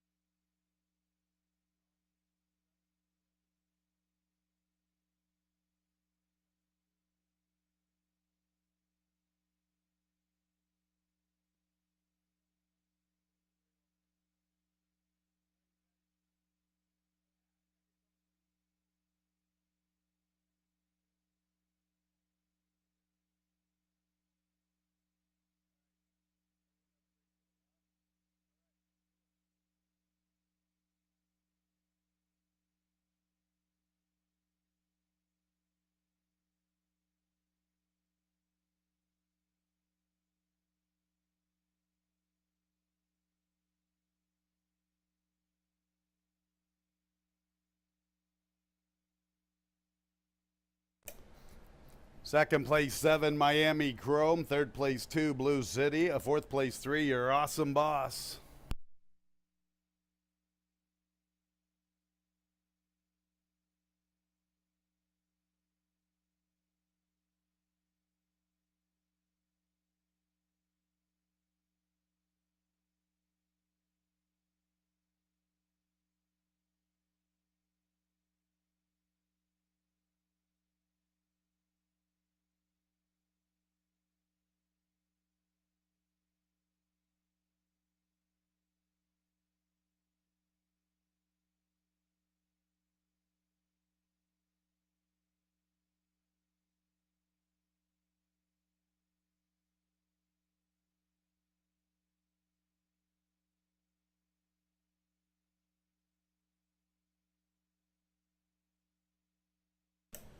Boldly, the third choice in the wagering. Everybody deserves a scolding for letting Boldly go off at 2-1. It's his 22nd career victory. 11-year-old dark bear brown gelding by Cosmonaut out of the dam with impunity.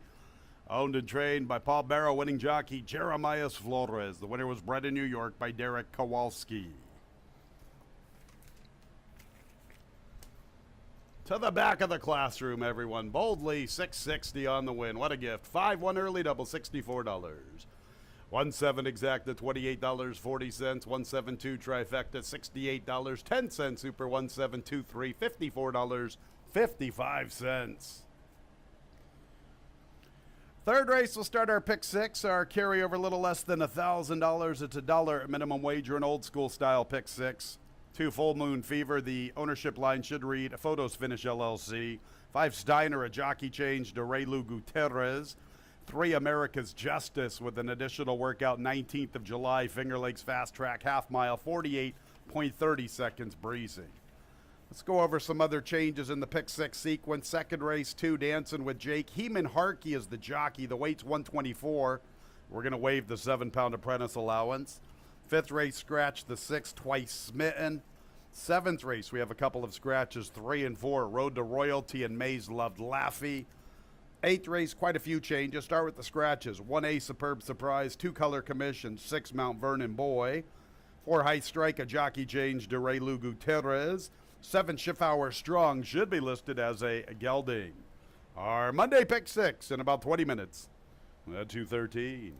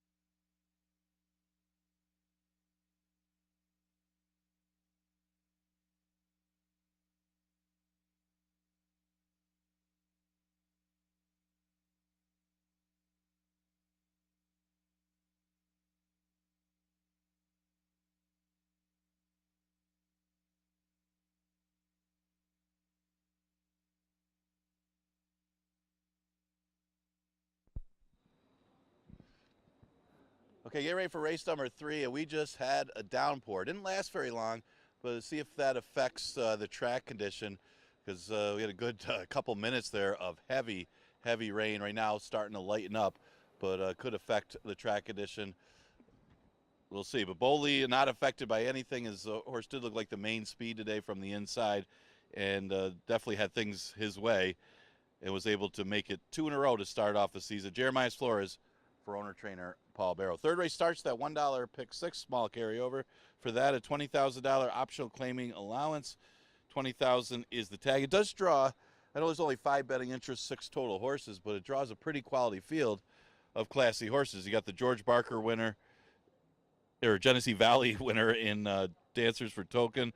The brother Jeremiah, who has run against some quality allowance horses, has put up good numbers. Full Moon Fever ran here in the past and did run in some good races in New York as well. America's Justice, horse by American Pharaoh, has good early speed. Steiner, who might be rounding back into form. And Lobster, who ran in the Barker. That's the one that ran the Barker. Didn't fare too well in there, but stretches out. So good quality field here for race number 3. I did go with the entry. You get 2 for the price of 1 with the Genesee Valley winner, Dancers for Token, and brother Jeremiah. Dancers for Token, more of the speed of the two. Will be up with America's Justice early. America's Justice figures to be the speed here. And Dancers for Token may have needed that initial start of 2023. And he ran into a horse that's sharp anyway in Beta. Beta turned back in distance, usually a better router than sprinter, but that one turned back and beat some of the better sprinters on the grounds. That was a big effort by Beta in that race. So Dancer for Token not getting beat that badly by that one, and Ladies Golden Guy, nothing to be ashamed of. It was right behind Steiner, who's in this field, but I would expect Dancers for Token to be the one to improve out of that race, making his second start of 2023. Brother Jeremiah, what can you say? He's very consistent as far as hitting the board. 3 for 3 hitting the board at the distance with the victory. Yeah, he's going to be awfully tough in here, you would think. You know, the other thing with Dancers for Token, if we did get a little moisture in the track from that downfall, he certainly doesn't mind it. That would only help his chances more. Same thing with Steiner. Steiner's got 3 wins on the off track, and maybe that downpour, he's doing a little rain dance for that one. Does get Ray Gutierrez for this ride, and at least he woke up a little bit the last couple starts after finishing double digits back in the previous pair. Steiner is getting a lot of early play at odds of 9-5. That's a few of the contenders for a pretty good quality third race. Exacta Tri Super, Daily Double, and Pick 3, and the $1 Pick 6 starts with this race.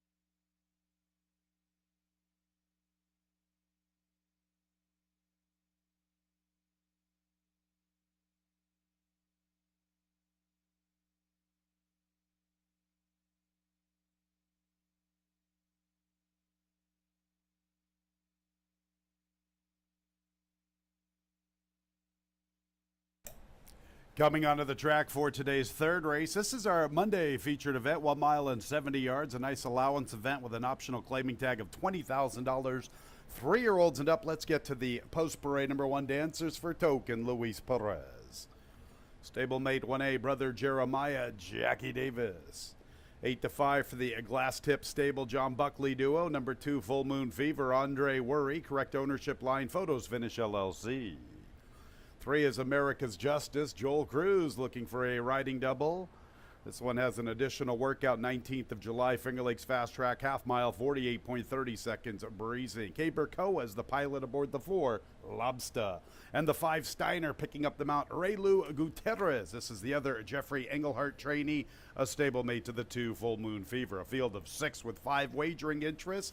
First leg of our Monday Pick 6, carryover a little shy of $1,000, a little more than $1,600 of current new money.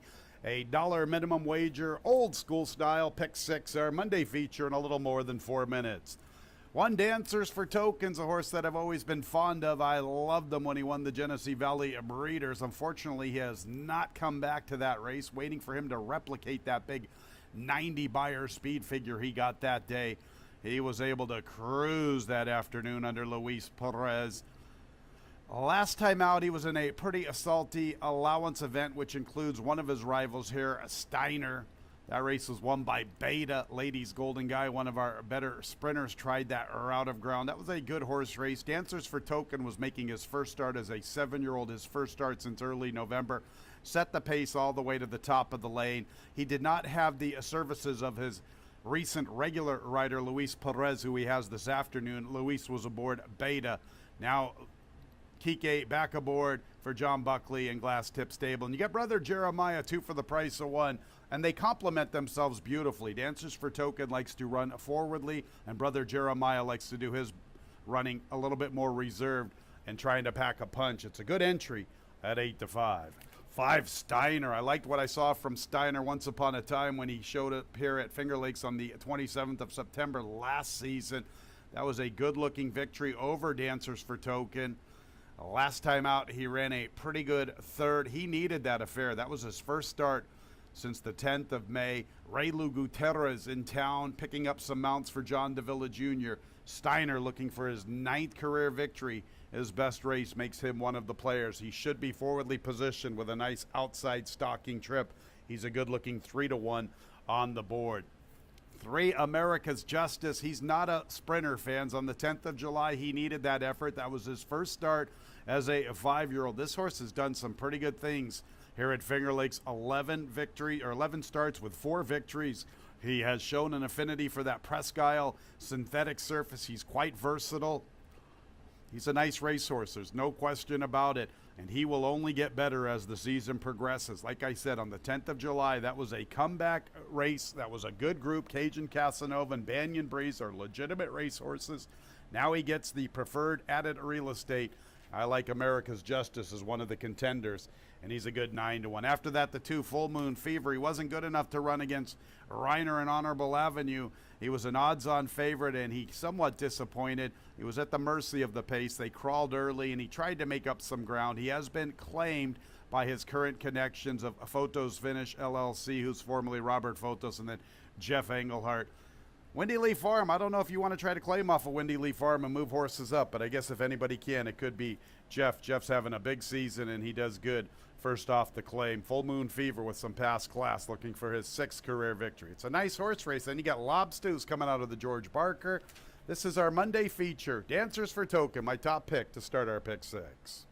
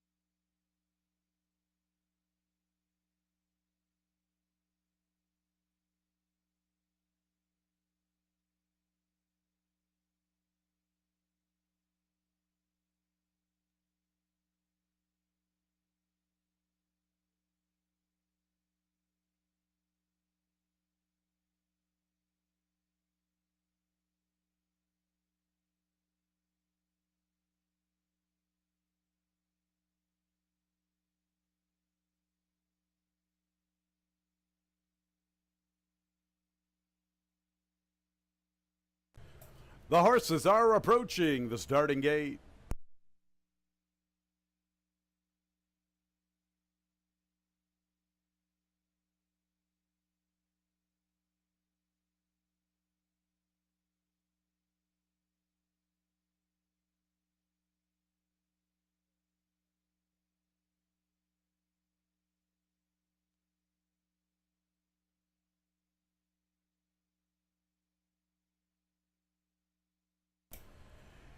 It's post time for the third race. The horses are just arriving at the starting gate. Even money for the Glass Tip Stable duo trained by John Buckley. That's Dancers for Token and Brother Jeremiah.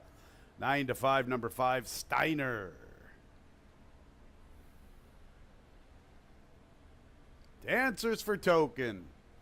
The first of 6 into the gate, 5 wagering interests.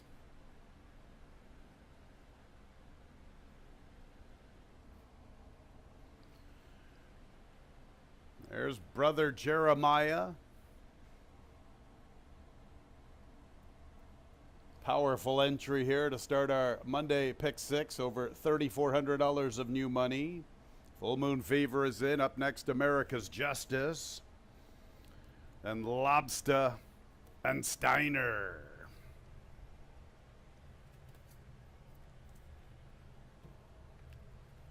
Steiner to the outside. They're at the post. And there they go. Lobster on the stretch out, making the pace. Steiner's going to stay close. Dancers for Token a little reserved through the early stages. I'm going to America's Justice. Brother Jeremiah and Full Moon Fever, and Lobster clears away. It's Lobster with the top spot.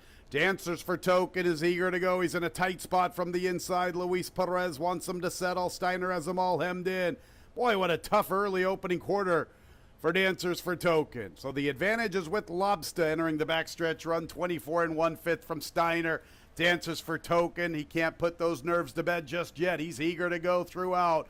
He's third along the inside, continues to fight Luis Perez. Brother Jeremiah, America's Justice are a good 5 lengths from the lead, and it's better than 2 lengths to Full Moon Fever. With the top spot, Lobster. Steiner stays close. Dancers for Token now off the rail, and he wants to engage. And Brother Jeremiah has more than 4 lengths to find heading into the turn. And America's Justice is second last, and Full Moon Fever's at the back. Lobster has controlled the pace beautifully with this Pearl Jam even flow.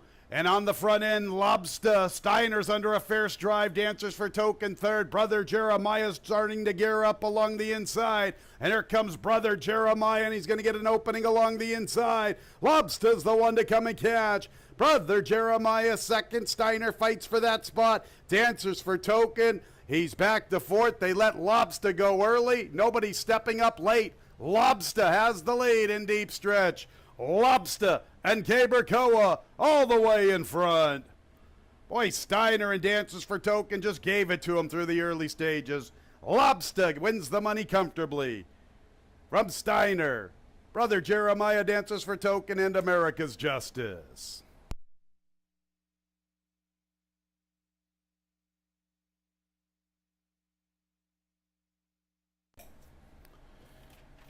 Lobster and Cabercoa. All the way, 24 1, 48 2, pretty sensible for Lobster, wire-to-wire winner. 143 and 61 100ths the final time.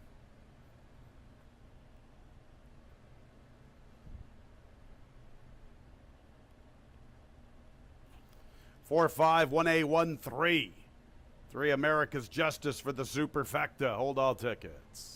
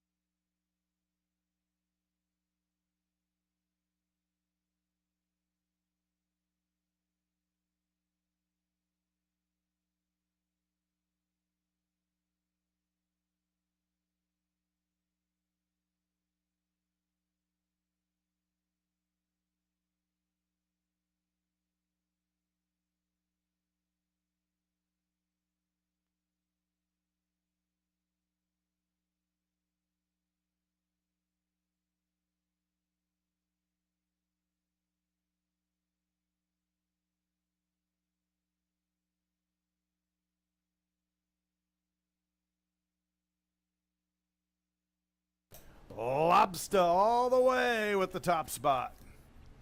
He's a 5-year-old dark bay or brown horse by MC out of the dam Salty Little Sis. Owned by Eddie F's Racing, winning trainer Rachel Sells, winning jockey Kay Burkoa. Winner was bred in New York by Fedwell Farm.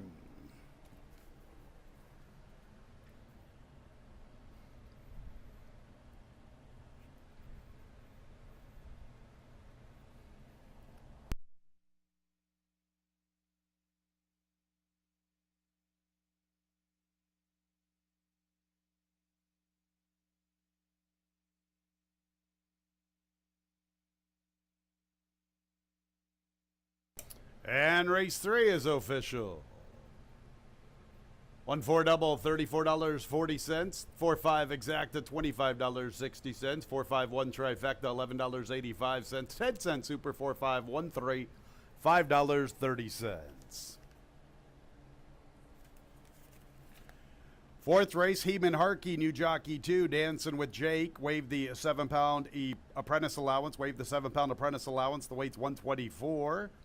5 Broadway, a banker, 1 pound over. A double and a pick 3, our fourth race, in about 22 minutes at 2:44. Fans, make sure to sign up and be part of our FingerLakesBonusBets.com. 6% rewards when wagering on Finger Lakes races. Different percentages from different racetracks throughout the country. Standardbred, thoroughbred racing. New customers that deposit and wager $100 receive a $50 sign-up bonus. If you're not a member, sign up today. FingerLakesBonusBets.com. You play, we pay.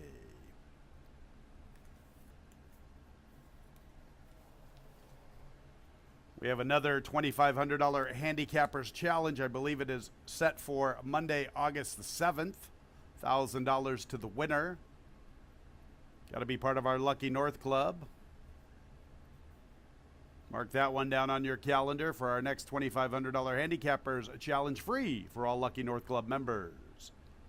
Don't forget, we do have free programs online at FingerLakesGaming.com. Click on the racing tab, then scroll on down to free digital program. All season free programs online, our website, FingerLakesGaming.com. Once again, click on the racing tab and then scroll on down to free digital program.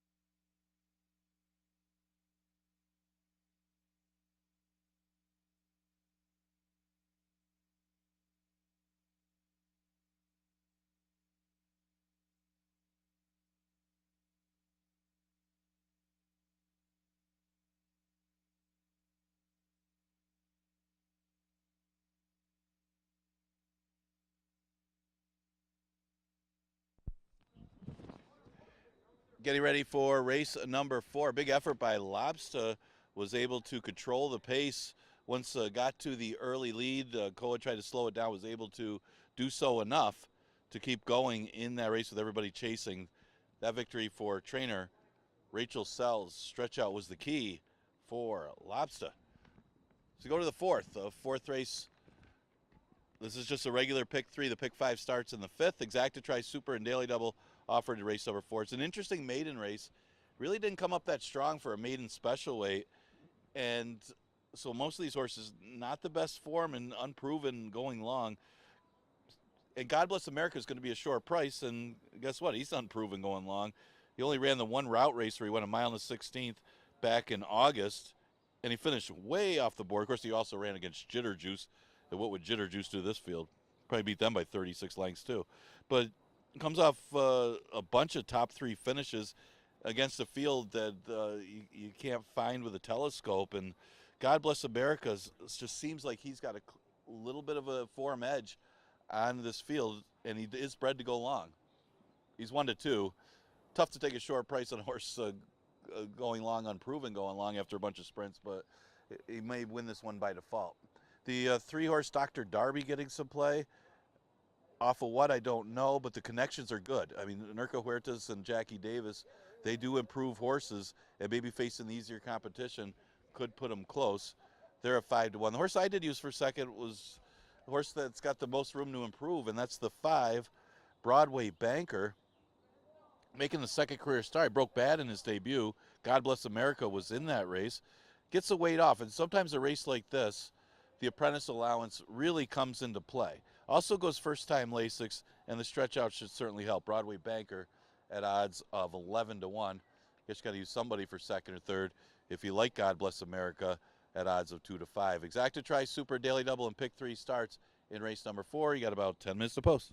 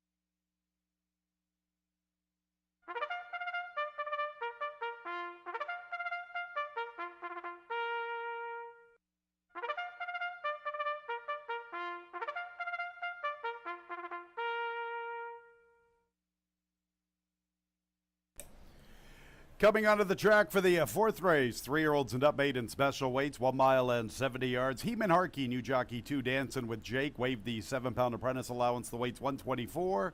5 Broadway banker, 1 pound over. Here's the field with the 1 Destin Hoofman, Jeremias Flores looking for a riding double. 2 is dancing with Jake, Heeman Harkey picking up the mount. 3 Dr. Darby, Jackie Davis. Next will be the 4 Palace B and Kevin Navarro.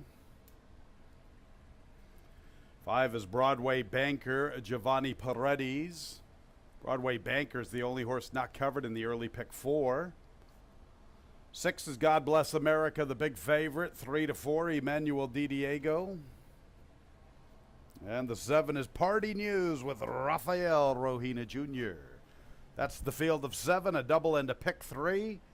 Our 9-race card, our $12,000 plus carryover in the pick 5 starts in the 5th race. So this 4th race with win, play, show, exacta, trifecta, superfecta wagering, a double and a pick 3. Post time in a couple of minutes. 6 God Bless America looks like the horse to beat on paper.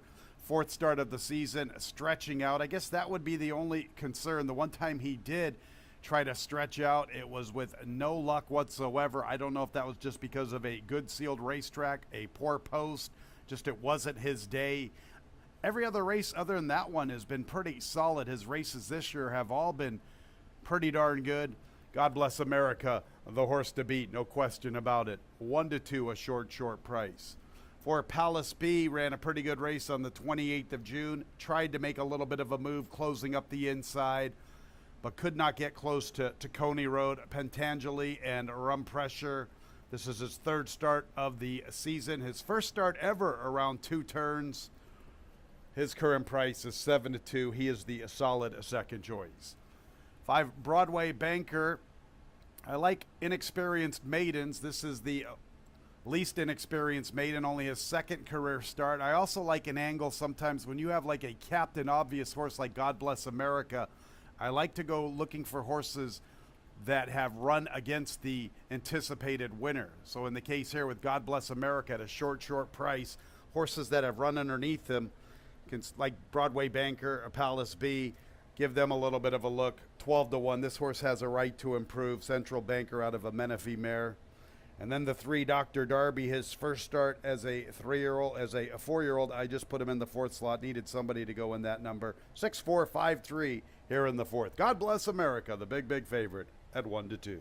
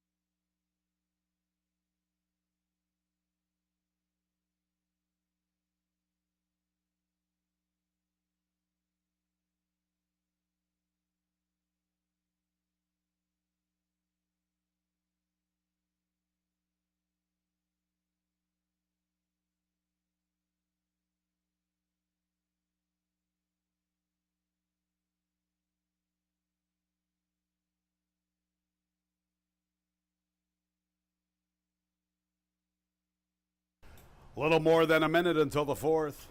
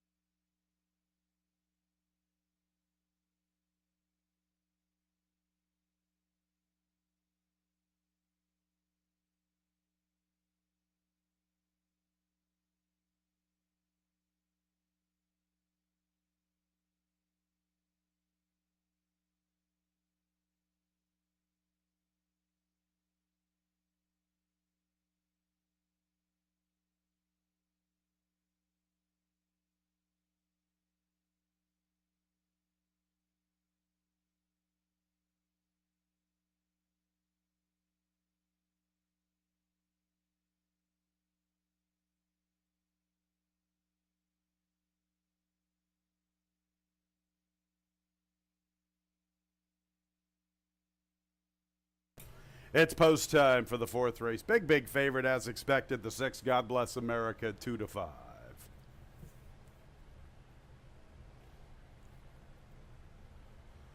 Broadway Banker is in. Here's Destin Huffman. Next will be Dancing with Jake. Dr. Darby.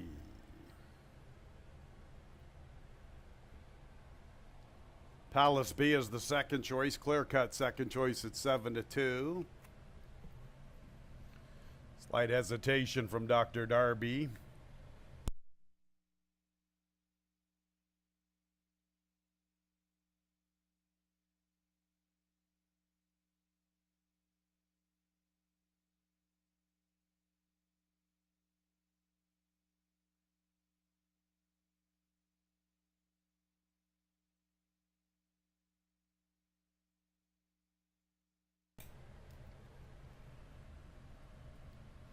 Just about in with Dr. Darby.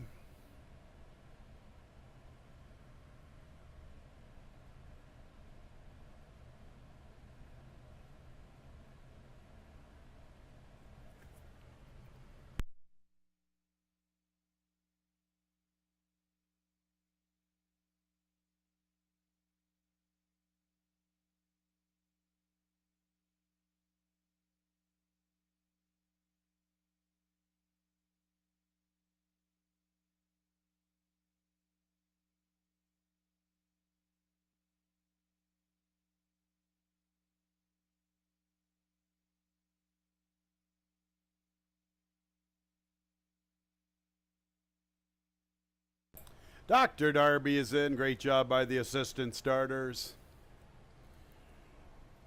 That wasn't easy there, working on Dr. Darby.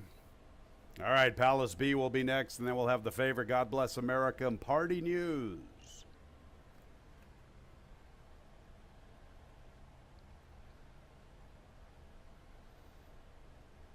Palace B is in. Here's the favorite, God Bless America, and then Party News. The biggest price on the board at 26-1.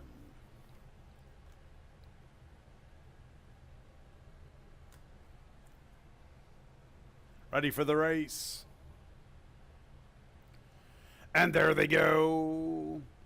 Broadway Banker, much better start this afternoon. He'll contest the pace. Destin Huffman wants to go. Palace B mixing it up. Here's the favorite, God Bless America. Going to be a little wide heading into that first turn. Deep journey so far for the favorite, God Bless America. Dancing with Jake is saving ground. Party News second last. And from the inside, Dr. Darby at the tail of the field. Destin Huffman now controlling the pace. Broadway Banker, Palace B, and God Bless America stuck out there in no man's land throughout. He's 4 wide entering the backstretch. 4 wide entering the first turn. A very wide journey for this odds-on favorite. Dancing with Jake is 3 lengths off the lead at the 5/8. It's about 6 lengths to Party News and Dr. Darby. Destin Huffman 25-1. Palace B from his outside. God Bless America just can't get on the track. Now he's at least 3 deep. Broadway Bankers backpedaling. Headed by Dancing with Jake, Party News, and Dr. Darby at the back. Destin Huffman, Palace B. God Bless America. He's going to have to be much the best with this wide journey. God Bless America very deep throughout. Dancing with Jake a distant 4th. Party News is 5th. And Dr. Darby, Broadway Banker calls it an early day. Palace B been getting a better trip than God Bless America. God Bless America to the far outside. Palace B. They swarm on Destin Huffman. God Bless America has his head in front. Party News is closing. He's outrunning his odds, and Party News is going to try to make a race out of it in the final quarter of a mile. In the meantime, God Bless America comes away with the lead. Party News tries to make a move for second. God Bless America. Party News a late threat.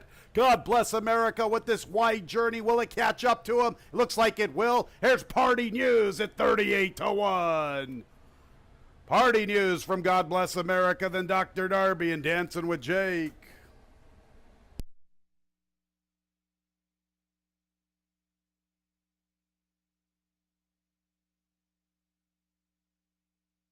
Party News made a nice move through the far turn run. You had to think that wide journey caught up to God Bless America, so the favorite gets tagged late by the biggest price on the board. Party News 38-1.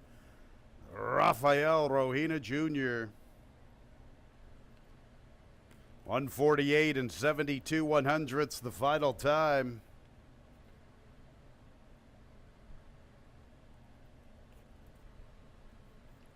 Seven Party News first. Second place, 6, God Bless America. Third place to the 3, Dr. Darby. Fourth place, 2, Dancing with Jake.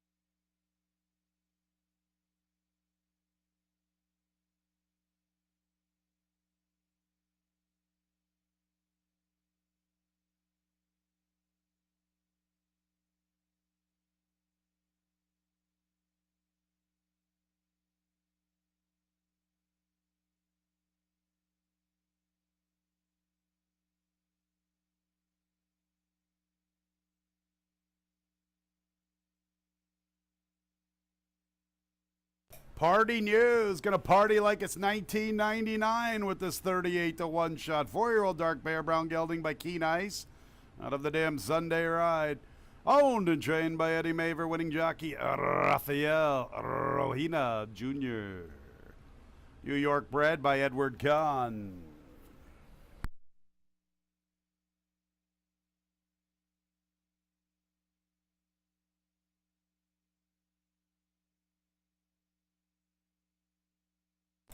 Race 4 is official, 7632. Big double, 4-7, $552. 7-6 exacta, $227. 7-6-3 trifecta, $507. 7-6-3-2. 10-cent super, $334.95. How about the big payers? The 147 early pick 3, $1,021.50. Early pick 4, 5 with 1 with 4 with 7, $17,066.25. 17 plus G's for the early pick 4. All right, let's get to this pick 5. Pick 5 with a $12,000 plus carryover. Race 5, scratch 6, twice smitten. 7th race, scratch 3 and 4, Road to Royalty and Maze Love Laffy. 8th race, lots of changes. 1, 8, 2, and 6 all scratch. Superb Surprise, Keller Commish, Mount Vernon Boy. Raylu Gutierrez, New Jockey 4, High Strike. 7 Shift Hour Strong should be listed as a gelding. Then we get to the nightcap. 3 Dosage and Mimosas. The weight is 115 pounds. Carlos Barbosa, now a 7-pound bug. And scratch 6, Kateri Empire. $12,000 plus. Pick 5 carryover. Our Monday pick 5. In 19 minutes at 3:16.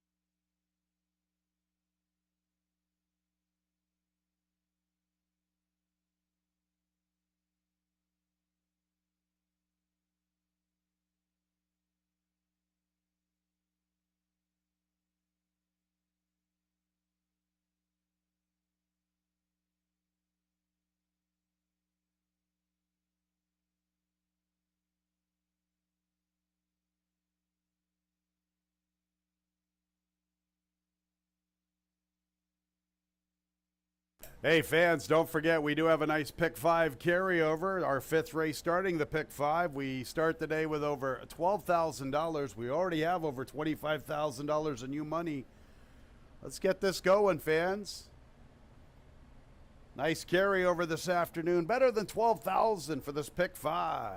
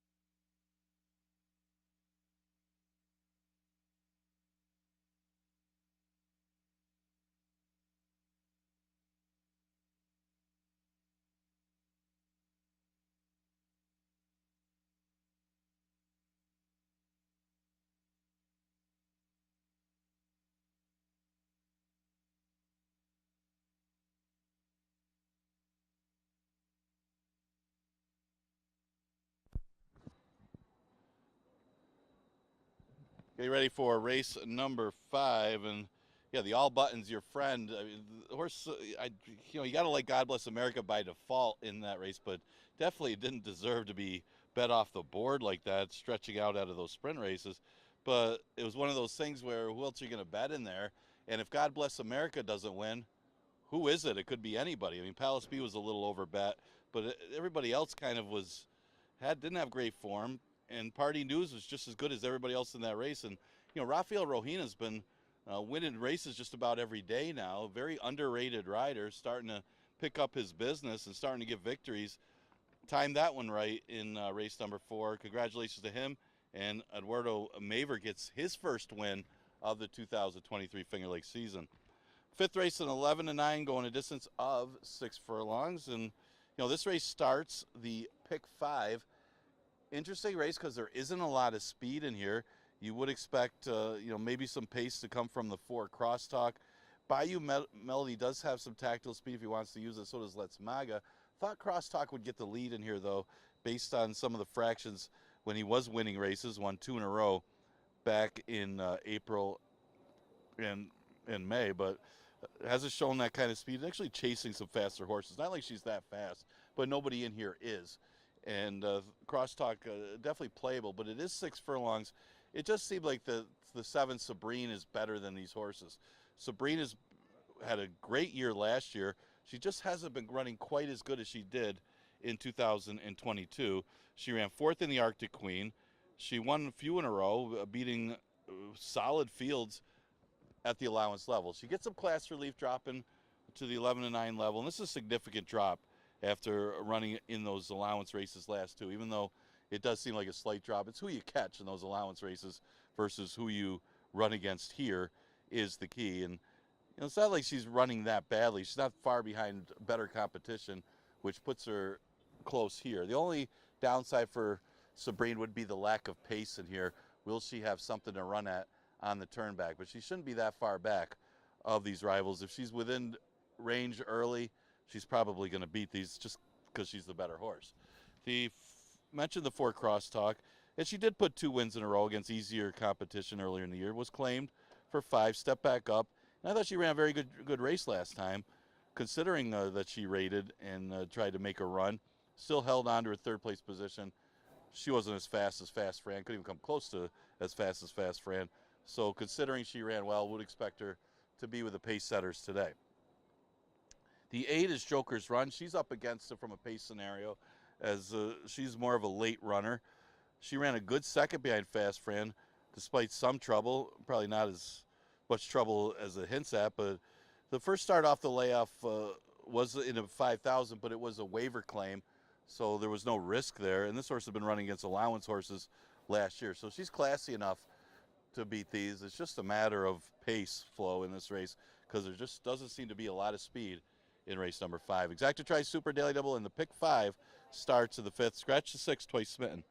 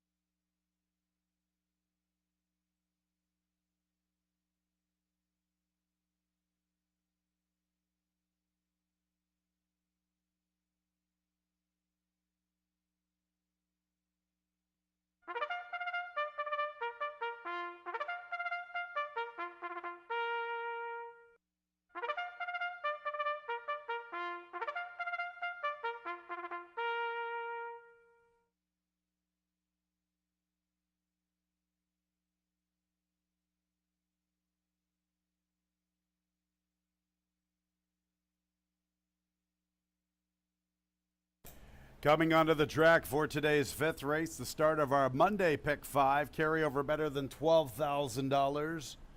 Already had around close to $30,000 in new money. A 6-furlong sprint, fillies and mares, 3-year-olds and up, non-winners of a race since the 24th of January here in 2023. Are non-winners of 4 races, claimers 11 down to 9, lose the 6, Twice Smitten.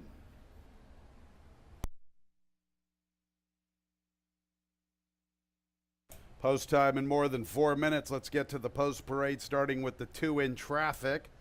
Joel Cruz looking for a riding double. 3 is Bayou Melody. She's looking for 2 in a row. Her jockey is Jackie Davis. 4 is Crosstalk with Oscar Gomez. Next will be the 5, Let's MAGA, Heeman Harkey. Scratch the 6, 7, Sabrine, Michael Davila Jr.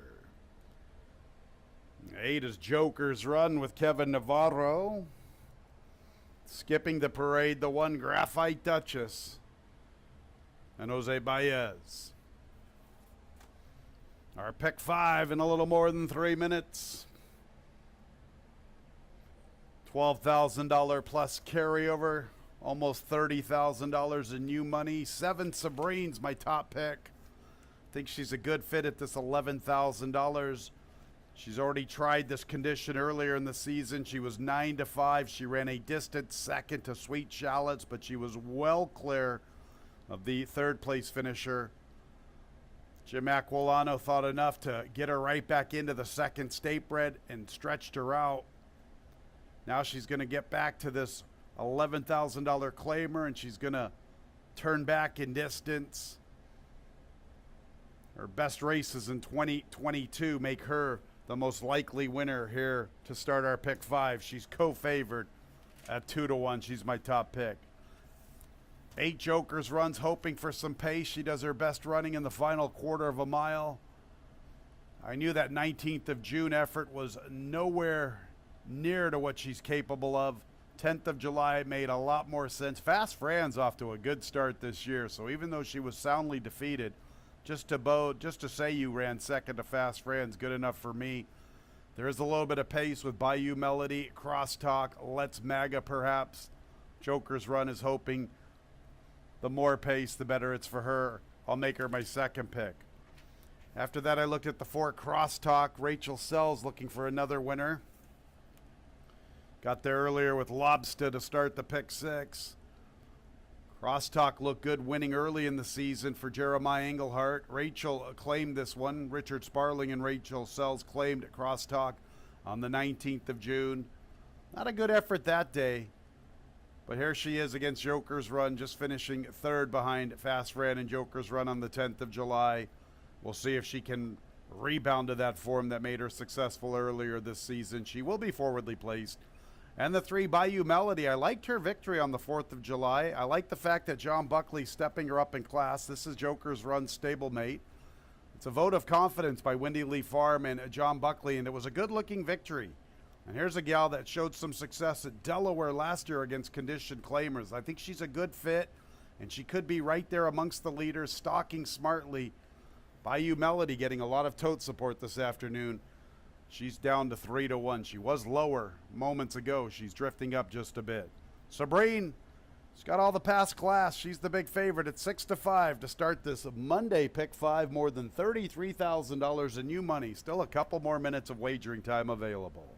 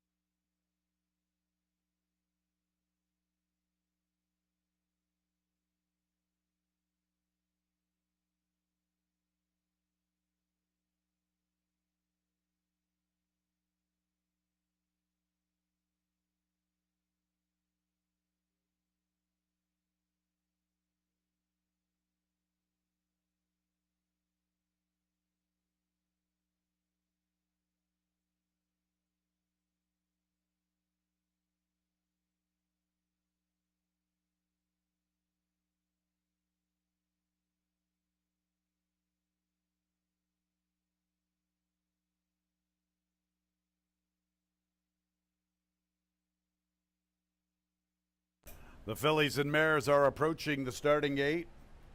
Just under $55,000 of new money in our Monday pick 5. Still time to get those pick 5 wagers in. Going to be a huge pool here at Finger Lakes Gaming and Racetrack.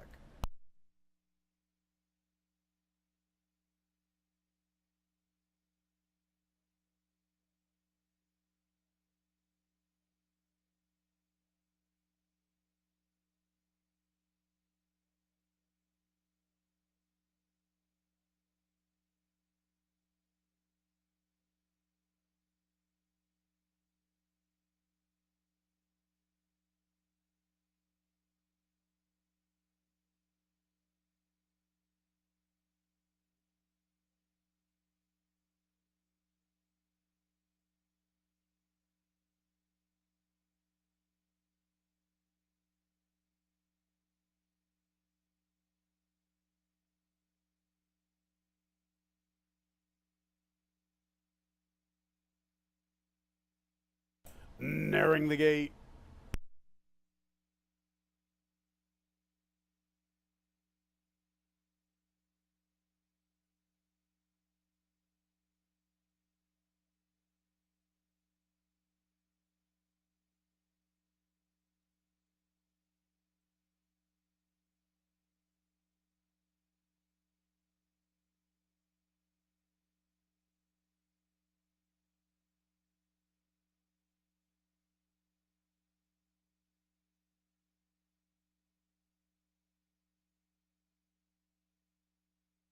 It's post time for the 5th race. The start of our Monday pick 5, 7 Sabrine, all the way down to even money. 3 Bayou Melody at 5-2. Nearly $60,000 new money.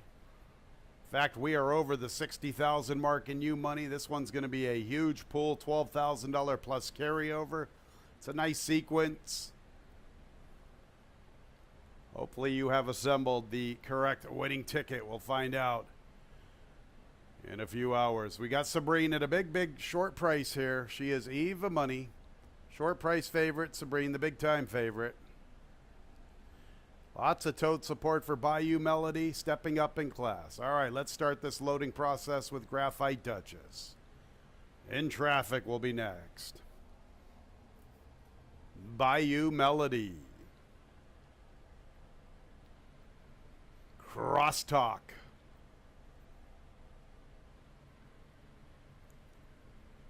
Let's MAGA, one of the long shots with Graphite Duchess. Sabrine at 6-5. Bayou Melody 2-1. Then Joker's Run at 5-1. Joker's Run will be the last of 7. A stablemate to Bayou Melody. Both conditioned by John Buckley. All right, fans, buckle up. Pick 5 time on the Monday card. And there they go. Graphite Duchess away a little awkwardly. Crosstalk with a swift start. And she has the lead to herself. Graphite Duchess and Bayou Melody making up ground. It is Graphite Duchess. And here's Sabrine forwardly positioned. She vies for second. So with the top spot, it is Crosstalk. Sabrine and Bayou Melody also there with them. Let's MAGA from between runners. Graphite Duchess from the rail. Joker's Run. She's only 4 lengths off the lead. In Traffic, a little less than 6 from the front. It's Crosstalk with the lead. Bayou Melody's all over in the 2 path. Farther out, 3 deep. Let's MAGA. Sabrine stuck out with a deep journey. Sabrine is 4 deep at the 3/8. Bayou Melody's up to the front. Joker's Run is now 4.5 off the lead. Then going In Traffic. Graphite Duchess backs out of it. Bayou Melody stepped up in class. Vote of confidence by her connection. She's the one to come and catch at the top of the lane. And Crosstalk tries to fight on. And here comes Joker's Run. Bayou Melody stablemate. Crosstalk comes back at Bayou Melody. Crosstalk, Bayou Melody. Joker's Run trying to pick them both up. And there's In Traffic to the far outside. Crosstalk along the inside. And right there with her from the outside, Joker's Run. Here's Joker's Run. Joker's Run up in time, tagging Crosstalk for that top spot. Then In Traffic and Bayou Melody 4th.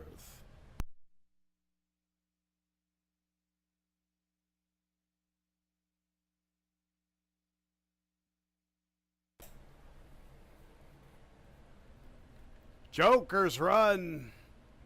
It's a nice ride by Kevin Navarro. He got to save ground through the far turn run. And he tipped her out into the clear, and she usually comes with this big, strong run. What an effort from Crosstalk, re-engaging Bayou Melody, putting that one away. But here comes Joker's Run. In Traffic late on the scene. 113 and 77 100ths in the 5th.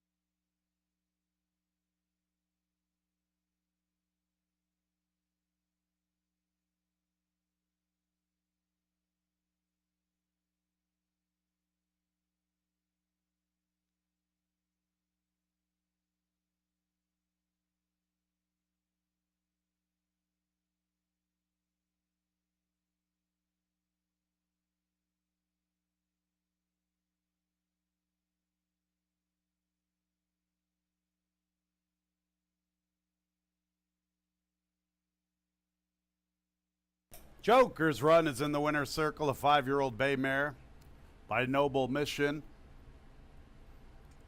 out of the Irish Dam Color Party, owned by Samataka Stables. John Buckley's the winning trainer. Kevin Navarro with an excellent ride. Winner was bred in Kentucky by Mount Brilliant Broodmares 2 LLC. 8-4-2-3, 8-4-2-3, 8 jokers run. Then the 4 crosstalk, 2 in traffic, third, 3 Bayou Melody fourth, 8-4-2-3.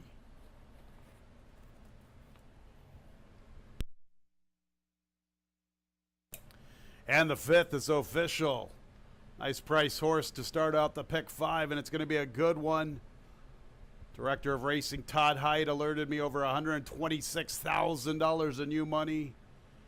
Here are the payoffs from the 5th. 7-8 double, a big one, $631. 8-4 exacta, $85.50. 8-4-2 trifecta, $129. 10-cent super, 8-4-2-3, $104.30. And the pick 3, 4-7-8, $734. Those are the first 3 races of the pick 6. $734. Race 6 will start our late pick 4. No changes in race 6. Race 6 in 21 minutes at 3:46. Get you that official new money added into that Monday pick 5.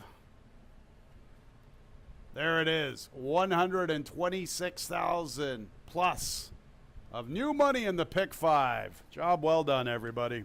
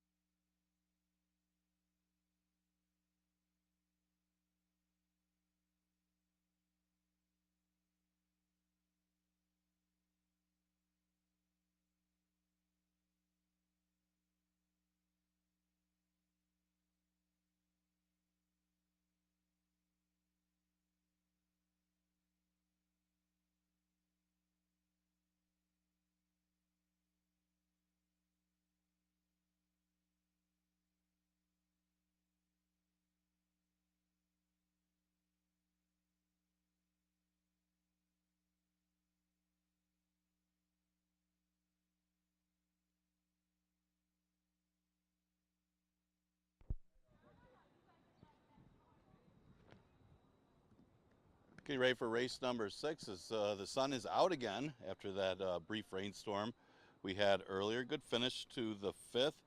Crosstalk did get enough of pressure from Bayou Melody that she was unable to hold off Joker's Run, who was able to save some ground on the turn under Kevin Navarro and get the victory for John Buckley, who's got a lot of horses in today. And that one he did prove successful. $16 winner in race number 5. Made a little bit of an overlay for that one. 6th race, a maiden event. This one goes 1.70 miles. And you see some early money on the outside. Mobile is one of those races where this was probably the most wide open of the card. And I mean, you do have the 5 Over the Cap as the morning line favorite. He hasn't shown much in 3 starts on the turf, but does come in here for good connections. You got the 8 Mobot, who's got some good breeding by Bernardini out of a dam by Uncle Mo. He's getting some play. I did take a shot in here on the 1 American Halite on the breeding. This one is by Arrogate. Obviously, we don't have too many horses at Finger Lakes by Arrogate. Out of a dam by Hard Spun. Well bred for the distance, a 391 Tomlinson for the route. $220,000 yearling out of the dam, Ballet Dress. Ballet Dress is a half to 2 stakes winner. One of them, Frost Point, was a graded stakes winner going long. So there's something to like as far as the breeding. Hasn't shown much in his early career. He started off his career at Saratoga, and during the Belmont Aqueduct meet, he tried going long on the turf. His best effort was finishing 3rd in a 5.5 furlong sprint race on a good racetrack. So this will be the first time on a fast track going a route for American Halite. Let's see if he can run to his breeding. A slight edge here will give him at odds of 5-1 in a race that might come down to the trip. Mentioned the 5 Over the Cap. Over the Cap comes in here for a hot barn in Michael S. Ferraro, who pulled off that big upset in the New York Derby. What an upset that was, beating the 1-9 shot. But this will be the first time racing on the dirt. The one positive about that is it doesn't really have that strong a breeding for the turf.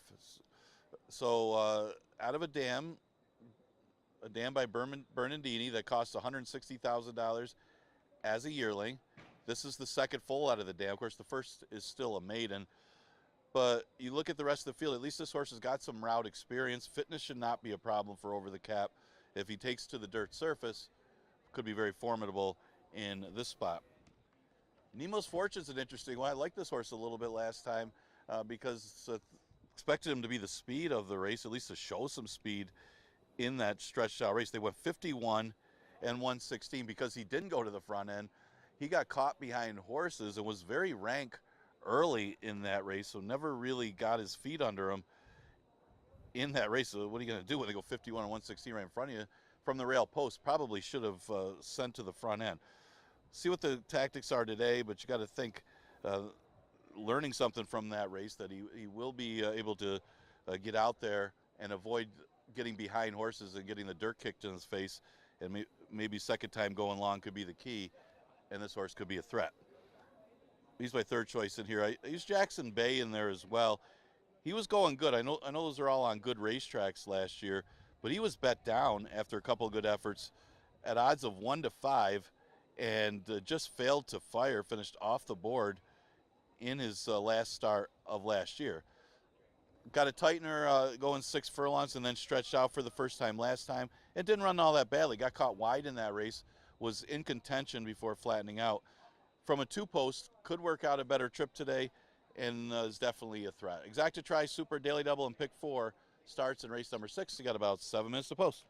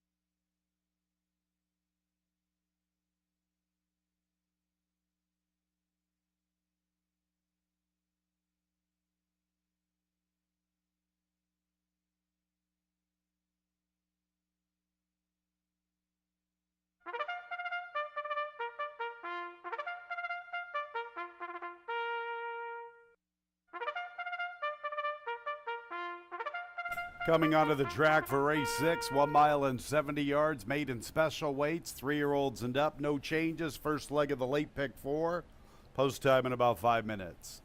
Here's the field. Number 1, American Halite, Jackie Davis. 2 is Jackson Bay with Jeremias Flores. Next will be number 3, Remember Normandy, Emmanuel Di Diego. 4 is Nemo's Fortune with Jose Baez. 5 is Over the Cap, K. Burkoa. 6 is Don Antonio, Joel Cruz. 7, She Speaks Well, Rafael Rohina Jr. and Eddie Maver looking for doubles. Got there with the big upsetter party news. And the 8 is Mobot with Christian Navarro. 8 at the gate in about 5 minutes. Thought race 6 was somewhat of a difficult handicapping assignment. Gonna go with the 1 American Halite. I endorsed this horse on the 10th of July. Well, he didn't come through for me. Gonna give him another look here, especially with the added real estate Arrogate out of a hard spun mare. A lofty Tomlinson for the distance. I loved what I saw on the 12th of June. I hated what I saw on the 10th of July. Somewhere in between is probably his true effort. I'm hoping it's today with an inside post, saving ground, the added real estate coming into play for him. Let's give him another look. American Halite along the inside. 2, Jackson Bay. I really like that 21st of June effort. That was his first career race, especially considering who beat him. Nobody rides for free. I like that horse. He has some decent company lines with Shanty Shack and Jitter Juice. There's Busting Credit. I think Busting Credit's got a little bit of a look in race 8. Last time out going the 2 turns, he was somewhat in contention before faltering late. He can only benefit with that race under his belt. This is his 3rd start of the season. Still not sure if he's a better sprinter or a 2-turn horse. I'm going to make him my 2nd pick. You always have to respect any Michael S. Ferraro horses on the grounds, and especially when they stretch out. Here's a Naira Invader who's been competing in longer turf races. Now he comes to Finger Lakes, and he gets 1 mile and 70 yards. So with other horses stretching out, this horse has a lot of good foundation. Just not sure what to make of him. He hasn't run much. He comes from so far back in those turf races. What's he going to do here this afternoon? Obviously, it's a class drop for him, and with the connections, the fans are jumping on him. He's currently at 5-2. Then I looked at the 4, Nemo's Fortune. Nemo's Fortune took a lot of money on the 28th of June, a similar condition, 1 mile and 72 turn affair. This horse was 5-2, didn't run much. He's 4-1 today, ran a decent 3rd prior to that. A lot of races in a short span, although the good spacing here today, especially considering the first 3 races of the comeback as a 5-year-old. A lot of races in a short span. Now gets good spacing for this one. Wouldn't be surprised if Nemo's Fortune improves quite a bit this afternoon. 1, 2, 5, 4 in race 6, starting the late pick 4.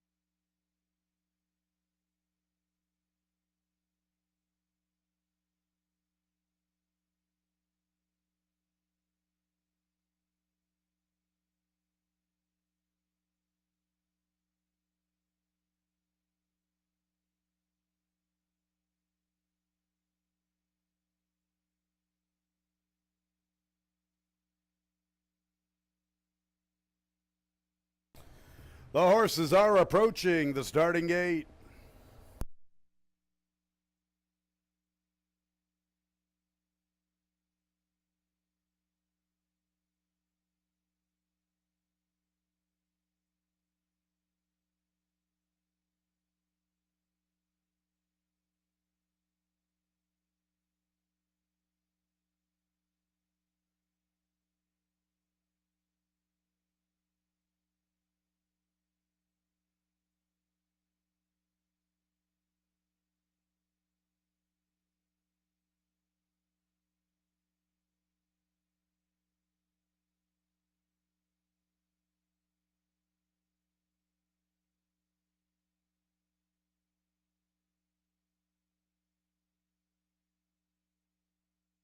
It's post time for the 6th, the start of our late pick 4.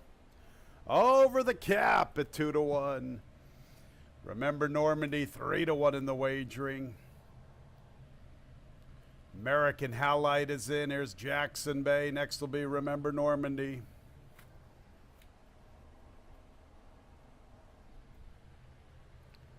Nemo's Fortune.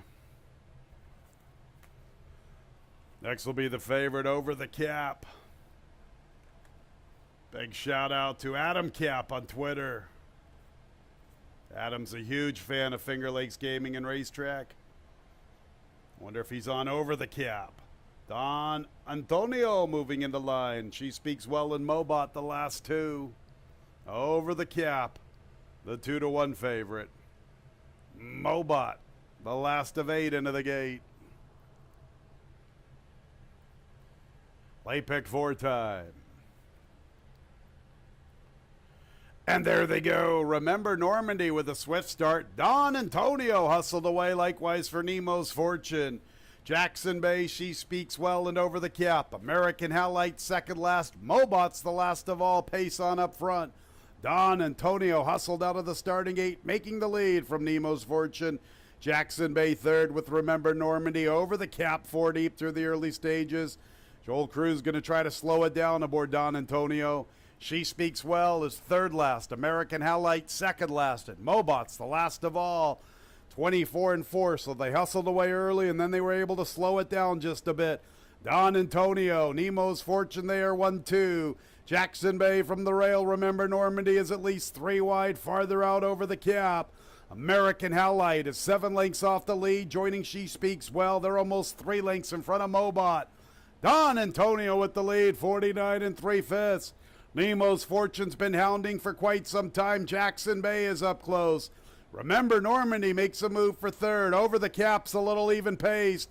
American Halite's trying to begin his bid. He gets within 6 lengths of Nemo's Fortune. Then what a Mobot is picking up his best stride at the tail of the field. She Speaks Well. Nemo's Fortune has the lead. American Halite's closing to the outside. Here he comes with the sustained run.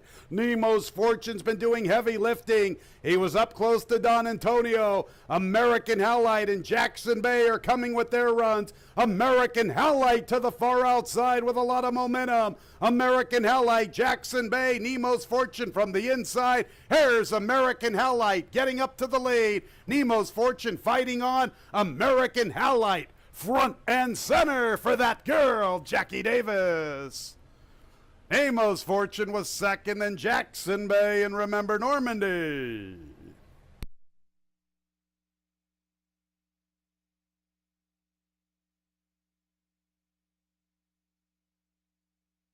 Sometimes you just got to stick with your horses, fans. American Halite, 9-2. Had that huge Tomlinson for the added real estate. Arrogate out of a hard-spun mare. Strong, sustained charge with that wide run through the turn. 147 79 100ths the final time. American Halite, the unofficial winner. Good effort from Nemo's Fortune. Trying to hang on for second. Let the placing judges sort it all out.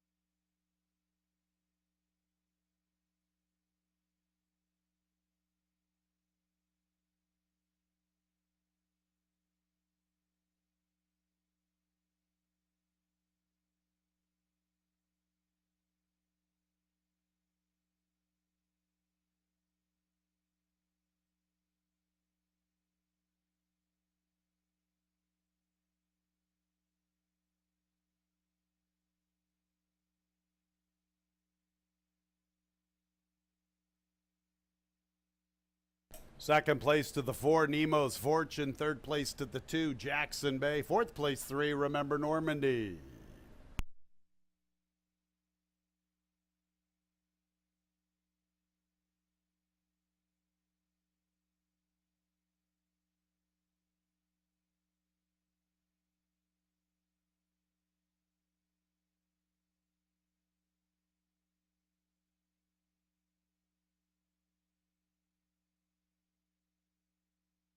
American Halite, 3-year-old dark bay or brown gelding by Arrowgate out of the hard spun mare Ballet Dress. Owned by Joseph Boosie. The Cowboy, Bill Bartlett, is the winning trainer. That Girl, Jackie Davis in the saddle. Kentucky bred by Dr. Frank Batten.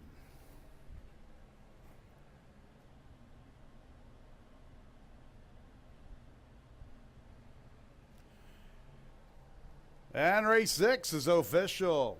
Nice double, 8-1, $159. 1-4 exacta, $68. 1-4-2 trifecta, $50.50. 10-cent super, 1-4-2-3, $23.75.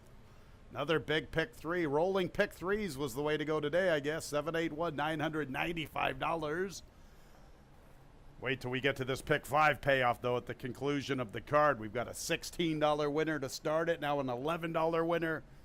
Hope you're alive, off and running for a huge pick 5. 7th race starts the late pick 3.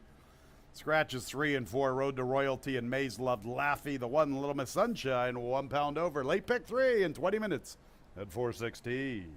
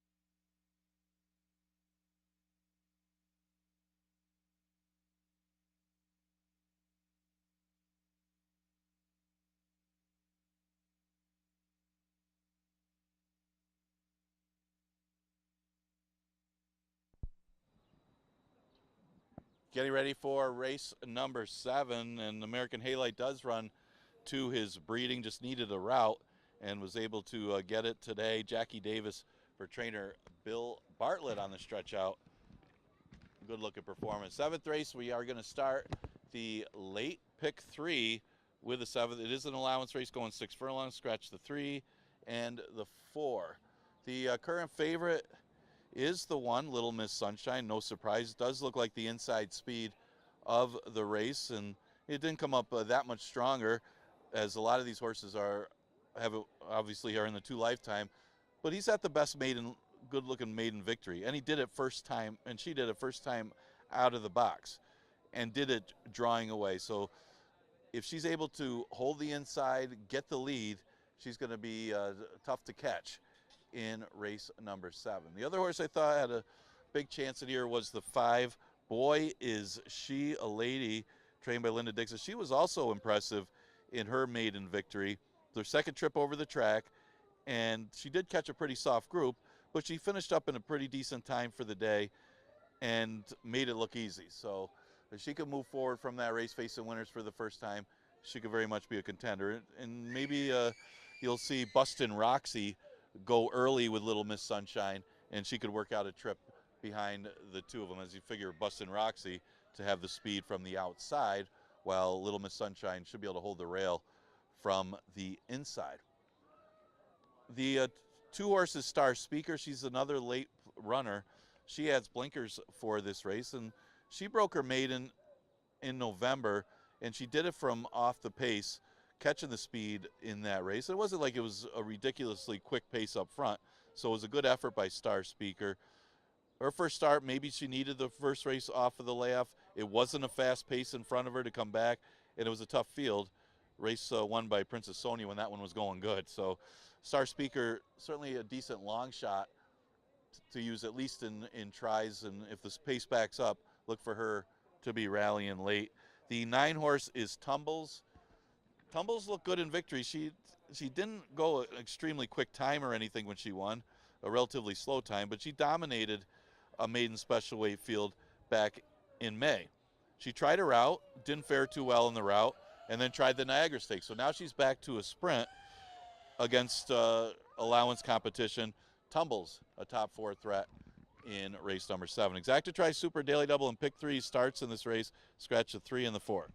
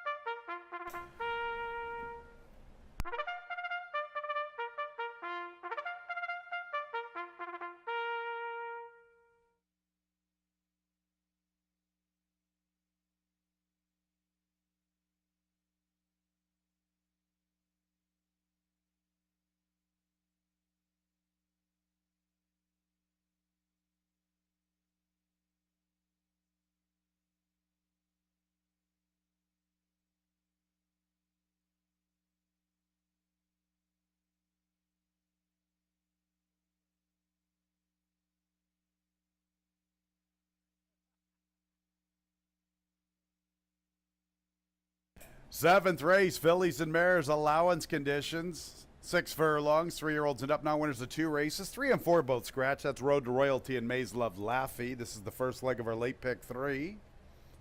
And post time's in about 4 minutes. Start the parade with the 2-star speaker, Kevin Navarro. John Buckley looking for doubles. Got there earlier with Joker's Run. 5, Boy Is She a Lady, Kay Bracoa looking for another winner. Here's the other Buckley gal, the 6, Tequila, Luis Perez. 7 is Bustin' Roxy, Jackie Davis looking for 2 in a row, as is Bustin' Roxy. 8 is Free Shot, Andre Worry. 9 is Tumbles with Oscar Gomez. Skipping the parade, the big favorite, the 1, Little Miss Sunshine, Emmanuel Di Diego, 1 pound over. Little Miss Sunshine looking to remain undefeated. Powerful maiden victory on the 26th of June. She's 4 to 5 on the board. A field of 7 after the scratches. First leg of our late pick 3, post time in about 3 minutes. Pretty good 7th race. In fact, this late pick 3 sequence is a pretty good one. I like the 8th race. Some pretty talented horses there. Then you get to the nightcap, which is anybody's guess. I guess Treat Her Like a Star probably deserves the top billing in the nightcap. I got a long shot special for you there a little bit later on. This 7th race, you know, we had a couple very impressive maiden winners in this affair. Little Miss Sunshine and Boy Is She a Lady. I liked the way they both looked. Little Miss Sunshine, the current overwhelming favorite at 4 to 5, and Boy Is She a Lady, the second choice at 5 to 2. 5's my top pick. I really liked what I saw from her. I liked that effort on the 12th of June. That's when I figured out who this gal was. I didn't know a lot about her. I never saw her race at Saratoga until I watched the replay of that race on the 5th of July, the morning of the action. That's when I was doing some good homework on Boy Is She a Lady, and I really thought she was going to run huge on the 5th of July, and she did. We've talked about it. You got to like how horses debut at Saratoga. I think it's a great angle. Let's look all the way back to race number 4, Party News. Guess what, fans? She debuted at Saratoga. You get 38 to 1 today. I've just always thought it's a good angle. When young horses debut at Saratoga, the intentions are meant to be pretty good. And that was the case here with Boy Is She a Lady. Didn't get away the greatest in the gate on the 12th of June. She was very professional on the 5th of July. I think she's a racehorse. We shall see. I think the 1's a racehorse too, but we're getting better value with the 5. Boy Is She a Lady. Can't fault those backing the favorite. She looked sensational when winning on the 26th of June. Still looking forward to seeing when Headcase is going to come back. That's a Michael S. Ferraro filly that I think probably will do pretty good this season. Little Miss Sunshine, she's pretty quick, fans. 22-2, 46-1. Her inside draw this afternoon. Let's see how she handles the rail positioning. You know, it was 5.5 furlongs and she had an advantage outside post. Sometimes these inexperienced horses have a little trouble negotiating the rail, dealing with that auxiliary rail along the inside. We shall see. Short price. After that, I looked at the 9 Tumbles a little bit. I think she's a better sprinter than a 2-turn filly. No, not really a player in the Niagara. I don't think she's up to that yet in this point of her career. I liked her maiden victory on the Memorial Day nightcap, but it was a rather slow time. She's going to have to really improve if she wants to run with these other gals we've been talking about. I think the 2 and the 6, both the Buckley gals, are pretty intriguing at big numbers. The 2-star speaker, I liked her maiden victory last year in late November. Probably needed that 6th of June effort. She was wide. Now she's going to get an inside post. Maybe she can save ground through the turn and come running on. The blinkers are on. She ran a good third to Jackson Avenue in her second career start, put it all together on the 21st of November. I think she's worth a look at a big price, as is the 6, perhaps, Tequila. You know, John Buckley's starting to heat up. The last 2 or 3 weeks, the Buckley barn's been taken off, kind of like what he did in 2022. He had such a huge year. And here's Tequila, who's a 5-year-old mare, so she might be the lone mare in this spot. She's the lone mare against some 3- and 4-year-old fillies. And she was able to show speed at Naira in those Aqueduct races.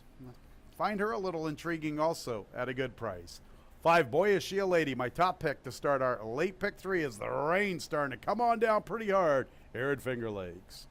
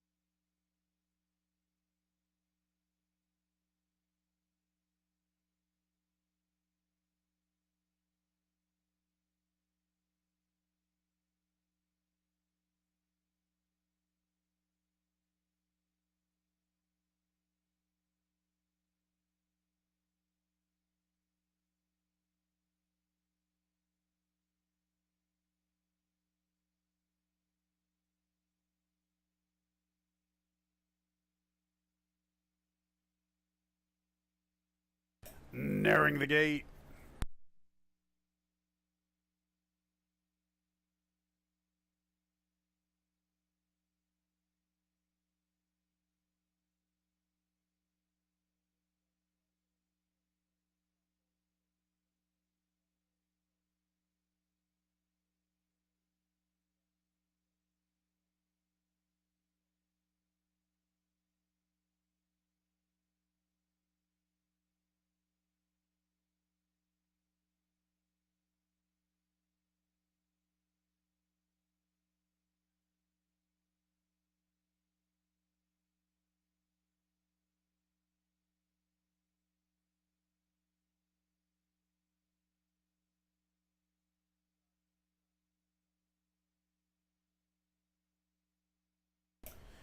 It's post time for the 7th race. Number 1, Little Miss Sunshine, 6-5. Boy Is She a Lady, 9-5.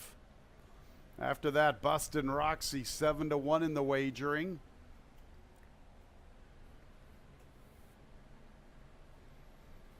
A field of 6 fillies versus the lone mare, Tequila.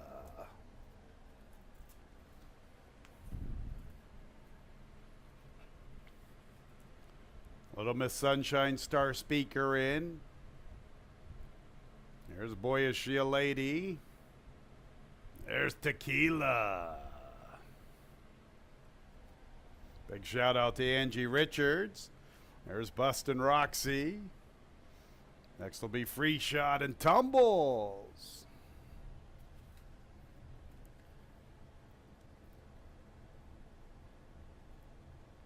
And there they go. Bustin' Roxy quickly away. She claims the top spot. Here comes Little Miss Sunshine showing good early speed along the inside. Tumbles is up close from third, and then to her inside is Tequila. Boy Is She a Lady and Star Speaker off the pace. They're 5 from the front. At the back races, Free Shot. Bustin' Roxy a little quicker than Little Miss Sunshine. Boy Is She a Lady's taking over third, and she's closing in after the top 2. Tequila flanks her. Farther out, Tumbles. Star Speaker second last. Free Shot's the last of all. Bustin' Roxy and Little Miss Sunshine, they throw it down. Bustin' Roxy and Little Miss Sunshine, and they open up better than 6 lengths. In third races, Boy Is She a Lady, but she has flattened out. Tequila is making a move for third. Little Miss Sunshine's up to the front. She's had enough of Bustin' Roxy, and look at this filly. Little Miss Sunshine. Holy Toledo. Good looking runner right now at the 8th pole. Chasing her home. Tequila. Boy, is she a lady up the inside. Little Miss Sunshine with the lead. Tending to her business. 2 for 2 to kickstart her career. Like your style, little girl. Little Miss Sunshine. Tequila. Second. And boy, is she a lady. And Bustin' Roxy.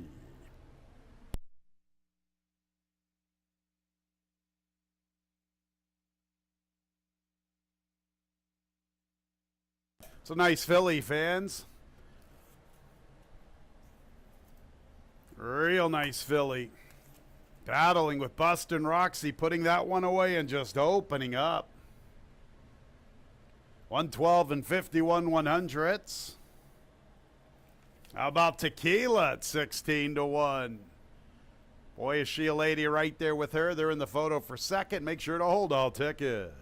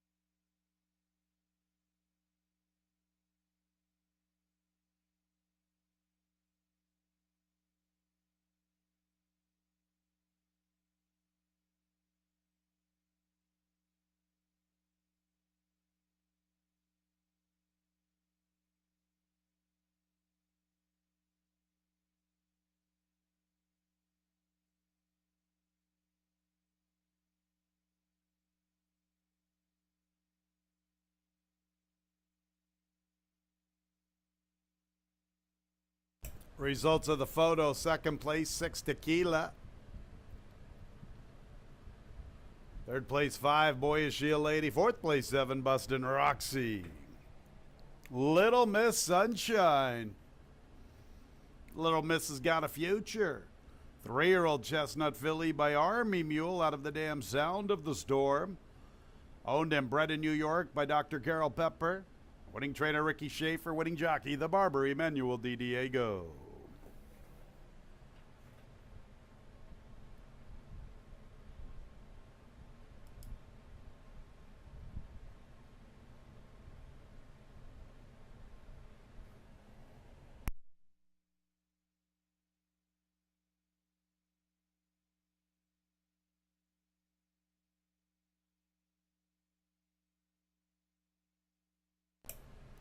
And race 7 is official. 1-1 double, $20.60. 1-6 exacta, $19. 1-6-5 trifecta, $9.75.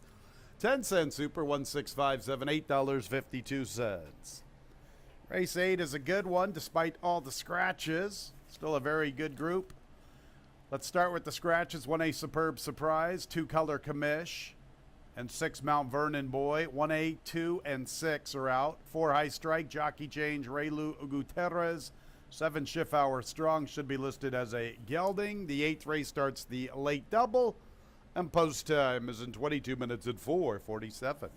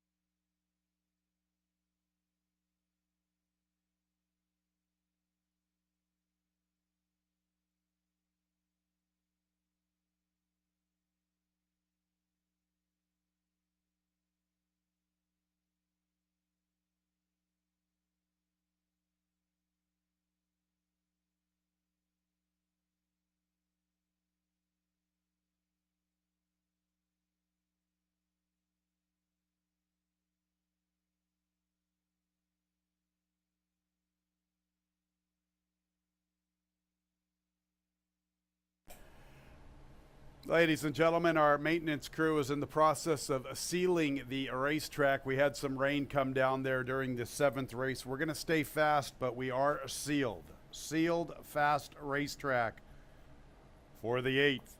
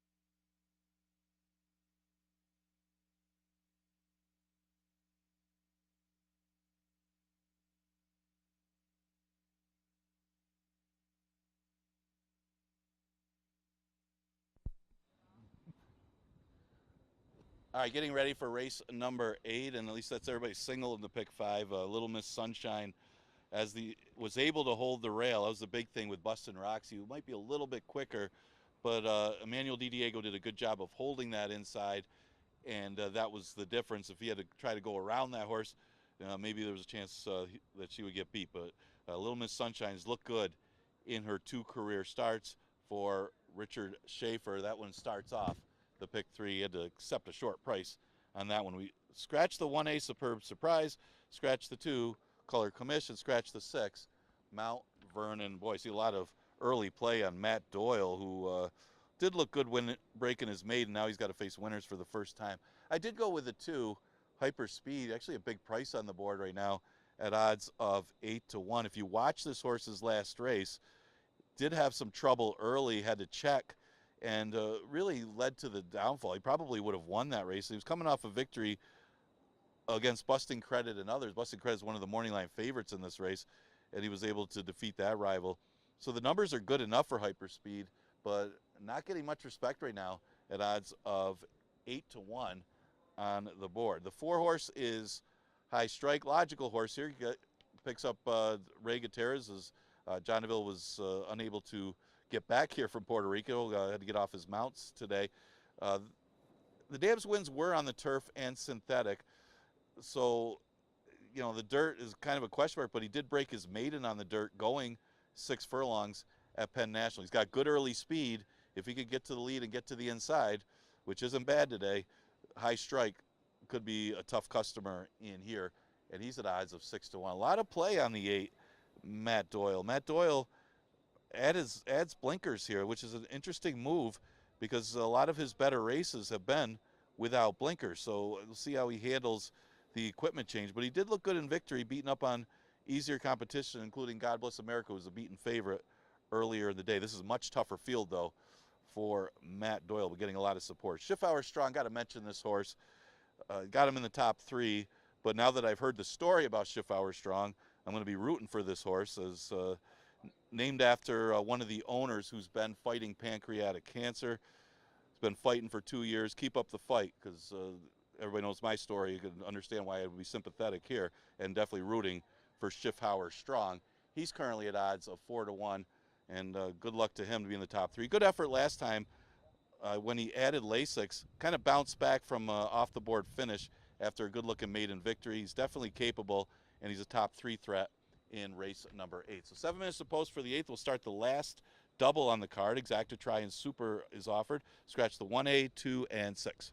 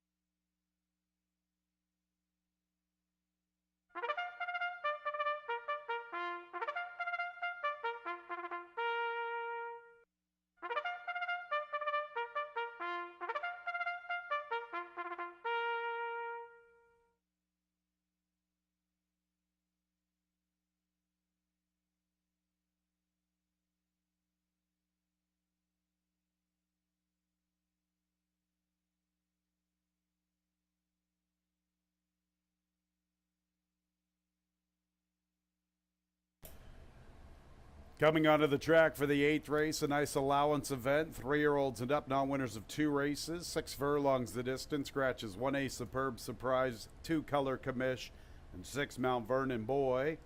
Raylu Gutierrez, new jockey 4 High Strike. 7 Schiffauer Strong should be listed as a gelding. A field of 7, here they are. 1 is Busting Credit, Oscar Gomez. 2B Hyperspeed, Andre Worry. 3 Shorts in the Winter, Kevin Navarro and John Buckley looking for doubles. Next will be the 4 High Strike. Raylu Gutierrez picks up the mount.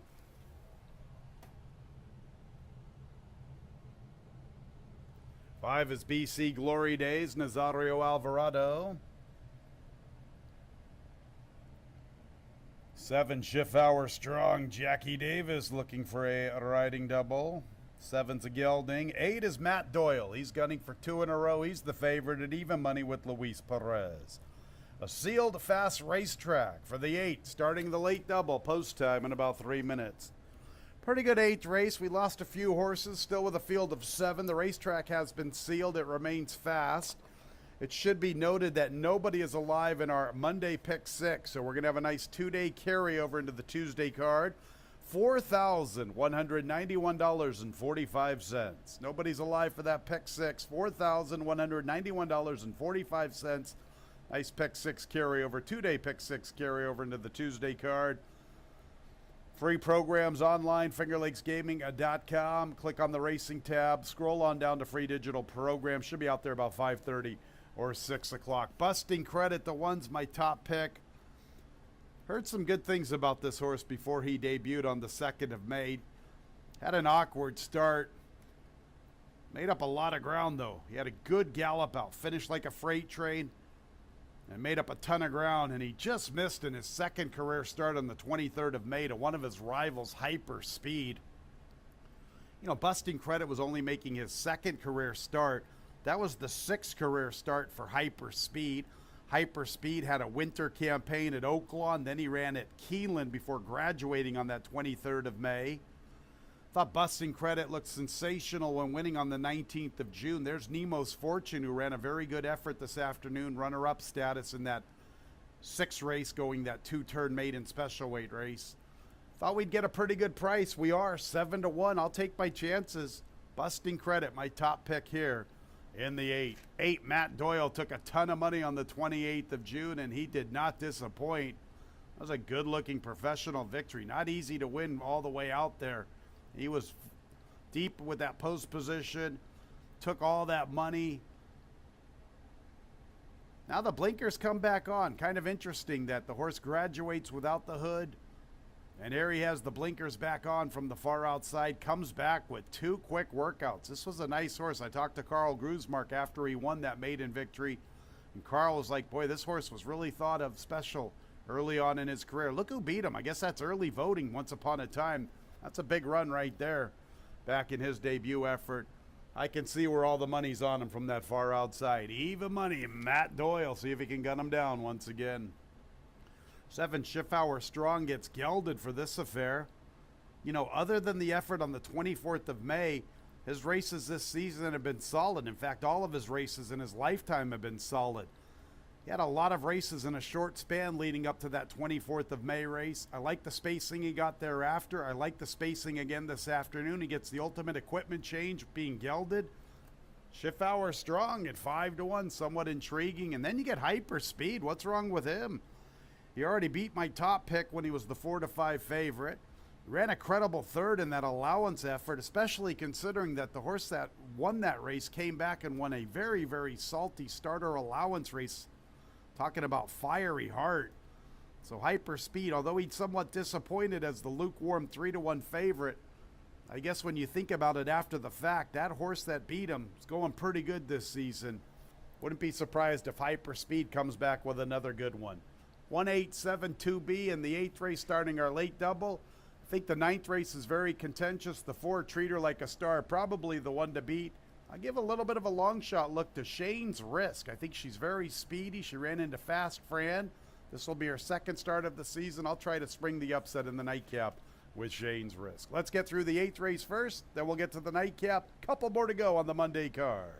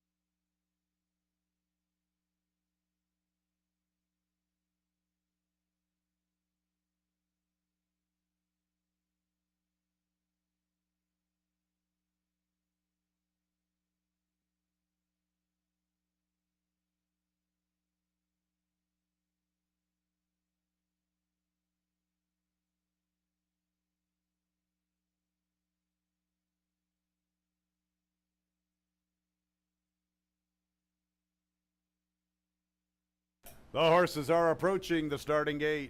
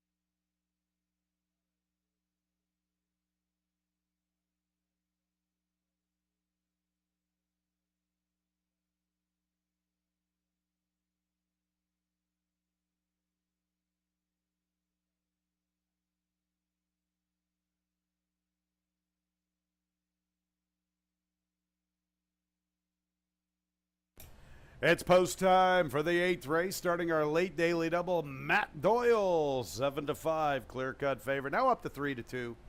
3-2, Matt Doyle. Hyperspeed, 7-2. Schiffauer strong, 4-1. Then Busting Credit at 5-1. Here comes High Strike.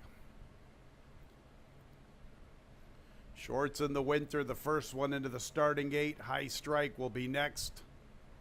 A little bit of hesitation on his behalf. Now he moves forward. There's Busting Credit. The Speedy BC Glory Days. Schiffauer Strong. Hyperspeed and Matt Doyle.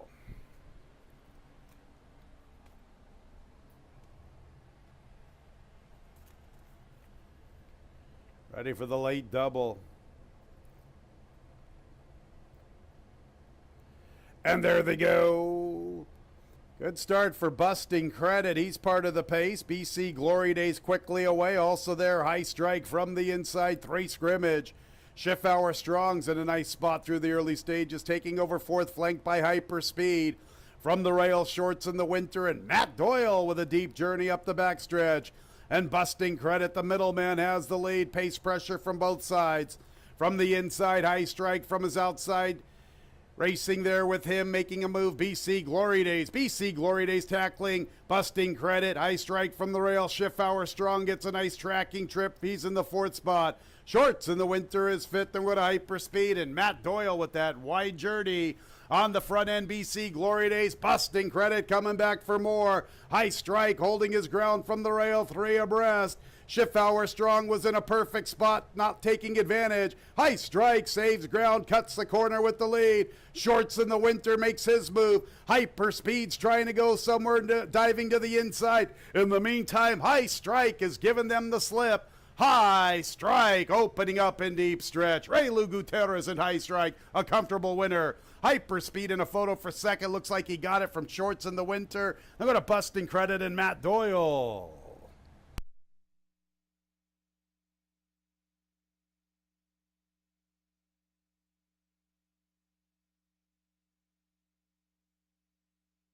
Big effort from High Strike. 113 and 54 100ths. Busting Credit broke very alertly. BC Glory Days with good speed. High Strike attended the pace throughout. Saved all the ground, cut the corner, and then just opened up 7-2. Ray Lou Gutierrez and Chris Engelhart. 113 and 54 100ths. Need a photo for the second place. Make sure to hold all tickets.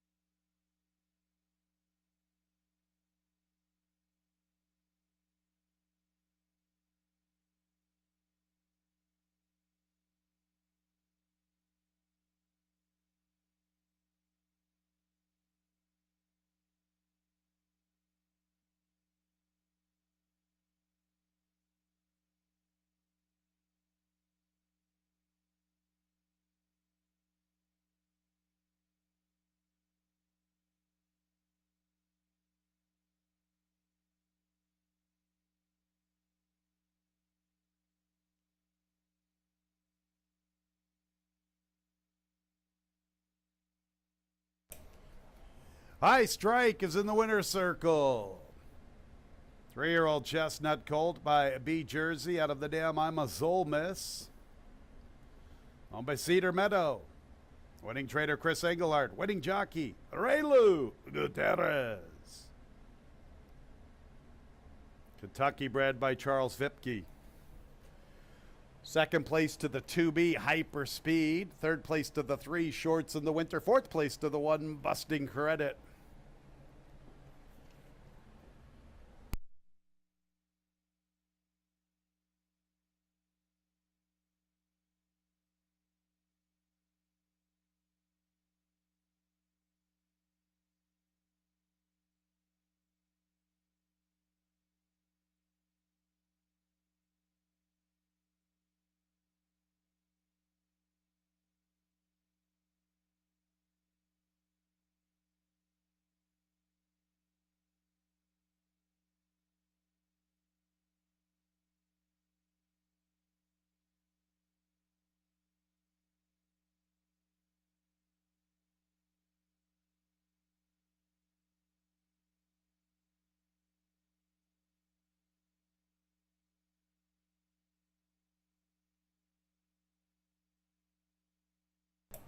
Race 8 is in the books.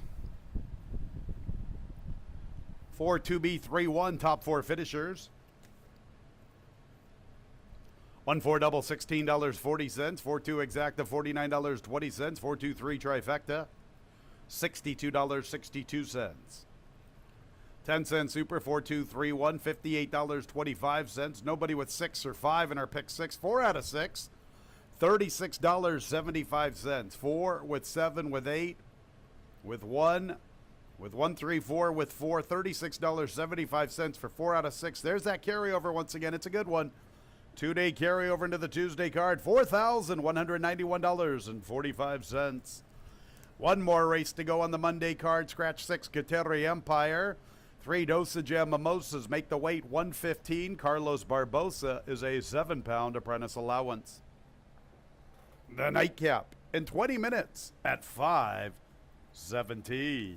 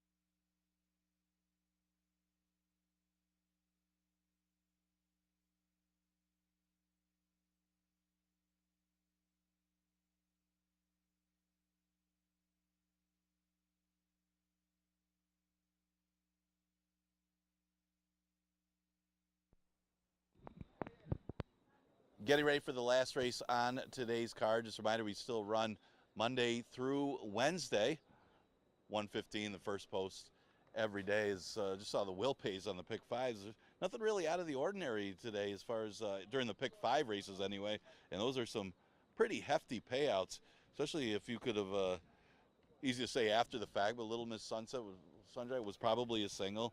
That one you could have used, and now you get to the ninth. It's a 5,000 claimer going 6 furlongs. Yeah, a lot of the inside trips have won today, but some of those horses were the best horses too, especially with this rain. We do scratch the 6, Kateri Empire. It's a 5,000 claimer going 6 furlongs. Treat Her Like Star, always knocking at the door. Never really puts in a bad race. Last time ran into Fast Fran and just couldn't quite get to that rival. Fast Fran sharp right now actually came out of that race to win.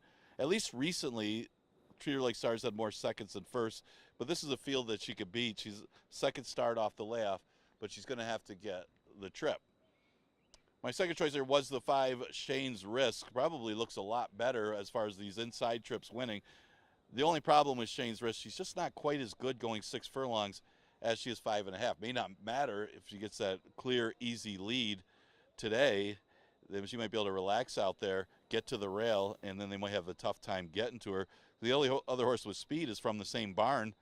Funny Pursuit's got a little bit of speed, but Shane's Risk looks to be the main speed of the race. But again, 6 furlongs would be the only question mark with Shane's Risk. The one time she did win, going 3/4, she was life or death, and it was on a speed favor in Racetrack. But today, with a little bit of an inside advantage, maybe that could get her home. 8-1 morning line at her as a second choice. The Ada Dab Will Do is outside, but she put in a good effort. Her first start off the layoff, running third that day. Wasn't the strongest of 5,000 field, but she may have needed that race. And she does have a little backlash. She was against allowance horses in the past, and she certainly fits nicely in this $5,000 spot. Every time she's run for 5,000, she isn't badly beaten. She's got a second, a first, and a third the last 3 times, so she obviously plays, and she's right now at odds of 7-2. Starship Precious is an interesting one. She was running during the winter, or I should say during the spring at Tampa, came back here and showed absolutely nothing against tough allowance horses. So she gets class relief, dropping down to 5,000 today. She's winless at the distance.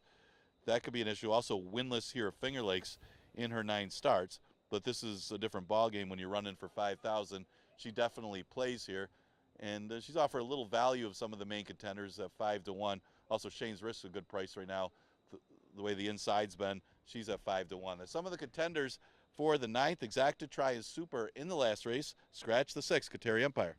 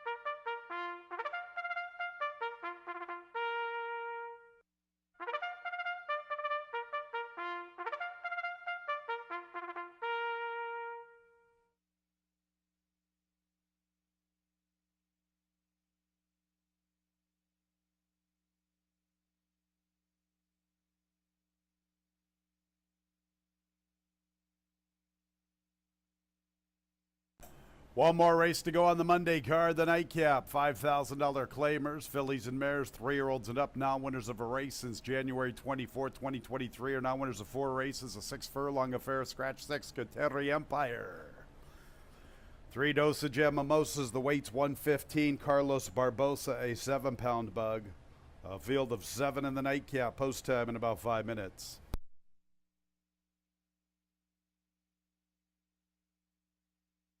Here they are, number 1, Funny Pursuit, Emmanuel Di Diego looking for 2 on the card. 2 is Cat Glasses Kathy with Michael Davila Jr. 3, Dosage of Mimosas, the 10-year-old's looking for her 16th career victory. Her jockey is Carlos Barbosa. 4 is Treat Her Like a Star, Luis Perez, the 9-year-old's looking for her 13th trip to the winner's circle. She's the favorite at 8-5. The 5 is Shane's Risk, Heeman Harkey. Scratch the 6. The 5's a stablemate to the 1, Funny Pursuit, Ralphie D. Onto the 7, Starship Precious, Caber Koa looking for 2. Here's the other M. Anthony Ferraro trainee, stablemate to the 3. And the 8 is a Dabble Do, Oscar Gomez, Paul Barrow looking for a training double. Those are the 7 fillies and mares in our Monday nightcap post time in about 4 minutes.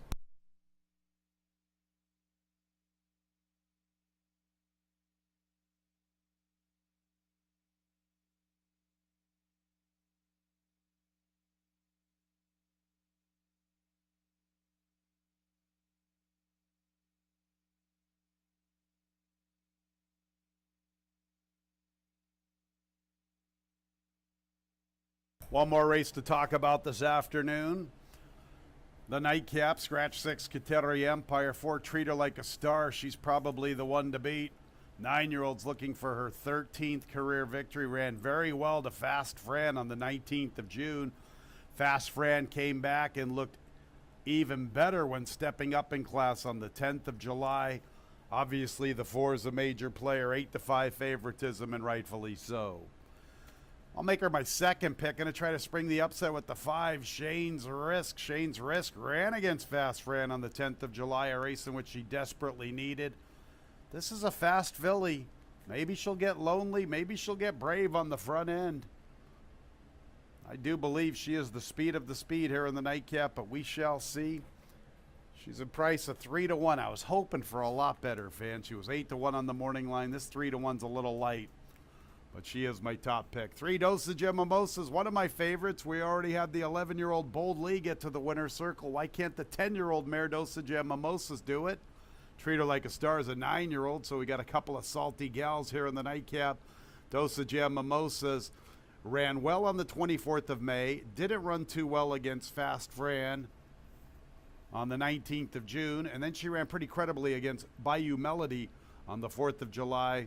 This is her 4th start of the season. I know her best races make her competitive against this group. Then we get the 8, A Dabble Do. Liked her oncoming 3rd place finish on the 4th of July. That was her first start as a 6-year-old. Once upon a time, I thought this gal had quite a future. She was winning some allowance races early on to start her career. She settled in nicely for this $5,000 claiming price. You know, she finished second 4 races ago at the 5,000 N3L level. Then she was victorious, and then recently on the comeback bid for the 5K, she ran very well. She should go forward, this being her 2nd start of the season. We got that pick 6 carryover tomorrow, just shy of $4,200. $115 first post for the Tuesday card.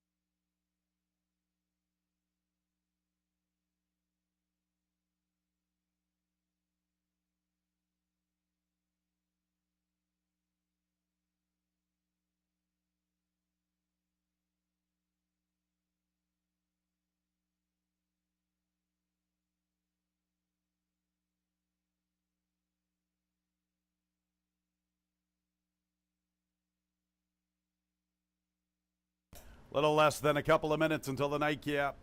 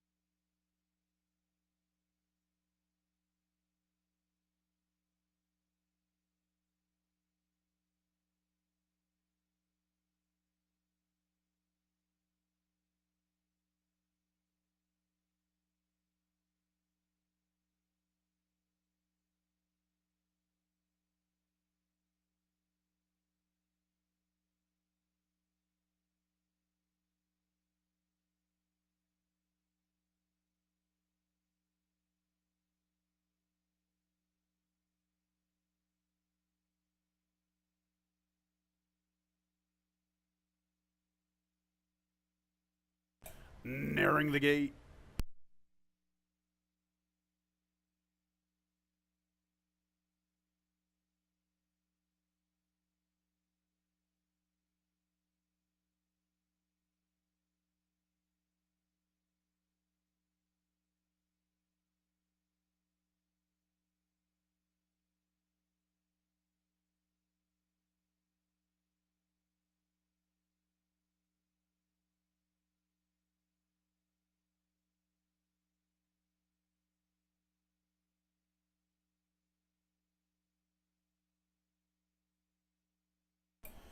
It's post time for the Monday Night Cap. Treat her like a star, the big favorite at 6-5. A dab will do at 3-1. 1:15 first post for the Tuesday card.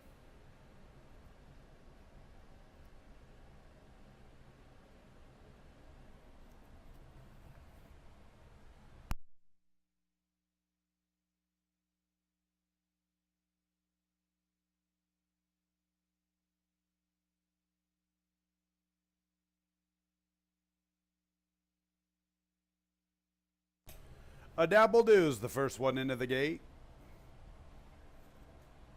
There's Funny Pursuit, stablemate to Shane's Risk. Next will be Cat Glasses Kathy.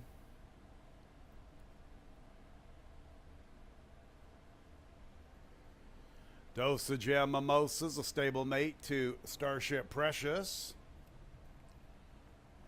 10-year-old Dosage and Mimosas, the 9-year-old Treat Her Like a Star at Even Money. And then you get Shane's Risk and Starship Precious. A field of 7 in the Monday Night Cap.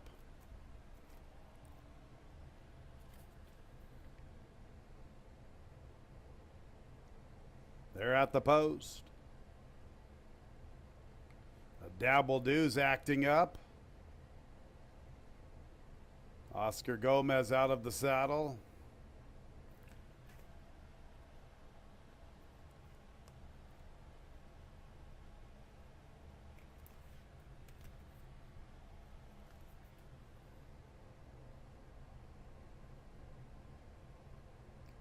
And there they go. Dosage and Mimosas is showing good speed. Funny Pursuit is there. Shane's Risk just off the pace from third. Then Treat Her Like a Star. Starship Precious, Cat Glasses Kathy just in front of her. A Dabble Do's the last of 7. Funny Pursuit and Dosage and Mimosas, and Shane's Risk is stalking from the outside in third. Treat Her Like a Star, fourth outside of Cat Glasses Kathy. They have 3.5 to find heading into the turn. Then Starship Precious. A Dabble Do's the last of all. Dosage and Mimosas and Funny Pursuit, and Shane's Risk has been stalking them from third, and she's about 2.5 for 3 from Dosage and Mimosas. Treat Her Like a Star is now trying to gear up with her run. She's got 5 lengths to find with momentum. Cat Glasses Kathy up the inside. And go to a Dabble Do and Starship Precious. The 10-year-old Dosage and Mimosas with the lead. Funny Pursuit is still hanging in there with Cat Glasses Kathy. Treat Her Like a Star is trying to close to the outside with momentum. A Dabble Do's trying to close up the inside. Dos Jam Mimosa's trying to get to the wire. It's her 16th career victory if she hangs on, and she does in the nightcap. From Cat Glasses Kathy, then Treat Her Like a Star in Funny Pursuit.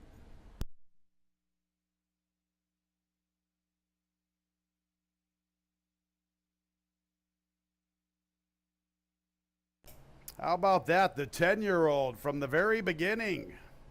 7-pound bug Carlos Barbosa. Dos Jam Mimosas. Says boldly, you're not the only old timer around here who can get to the winner's circle. 114 and 35/100ths the final time.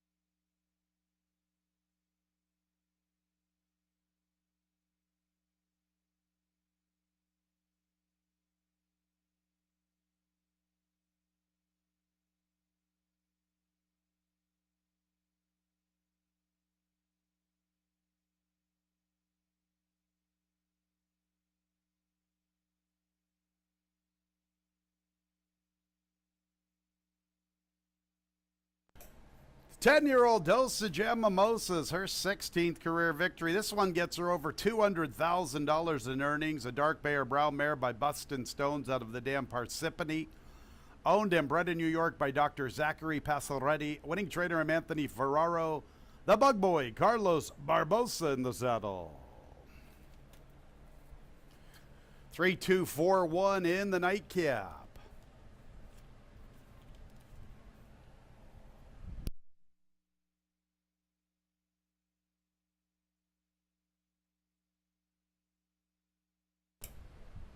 And race 9 is official. 4-3 late double, $82.50. 3-2 exacta, $364. 3-2-4 trifecta, $207.75. 10-cent super 3-2-4, $192. 1-4-3 late pick 3, $28.12. 1 with 1-3-4 with 4 with 3. The late pick 4, $214. And that huge pick 5, $2,354.25. We had that $12,000 carryover, $126,000 of new money. 8 with 1 with 1-3-4 with 4 with 3, all 5 in the Monday pick 5, $2,354.25. A big shout out to all of the fans that put in their hard money into our pick 5. Quite a pool. Big shout out to all the fans. Got a pick 6 to go for tomorrow. Better than, or just shy of $4,200. 115 first post. Sure hope you had a great Monday when leaving the track. Please drive very carefully. This has been racing from Finger Lakes Gaming and Racetrack. Good night, everyone.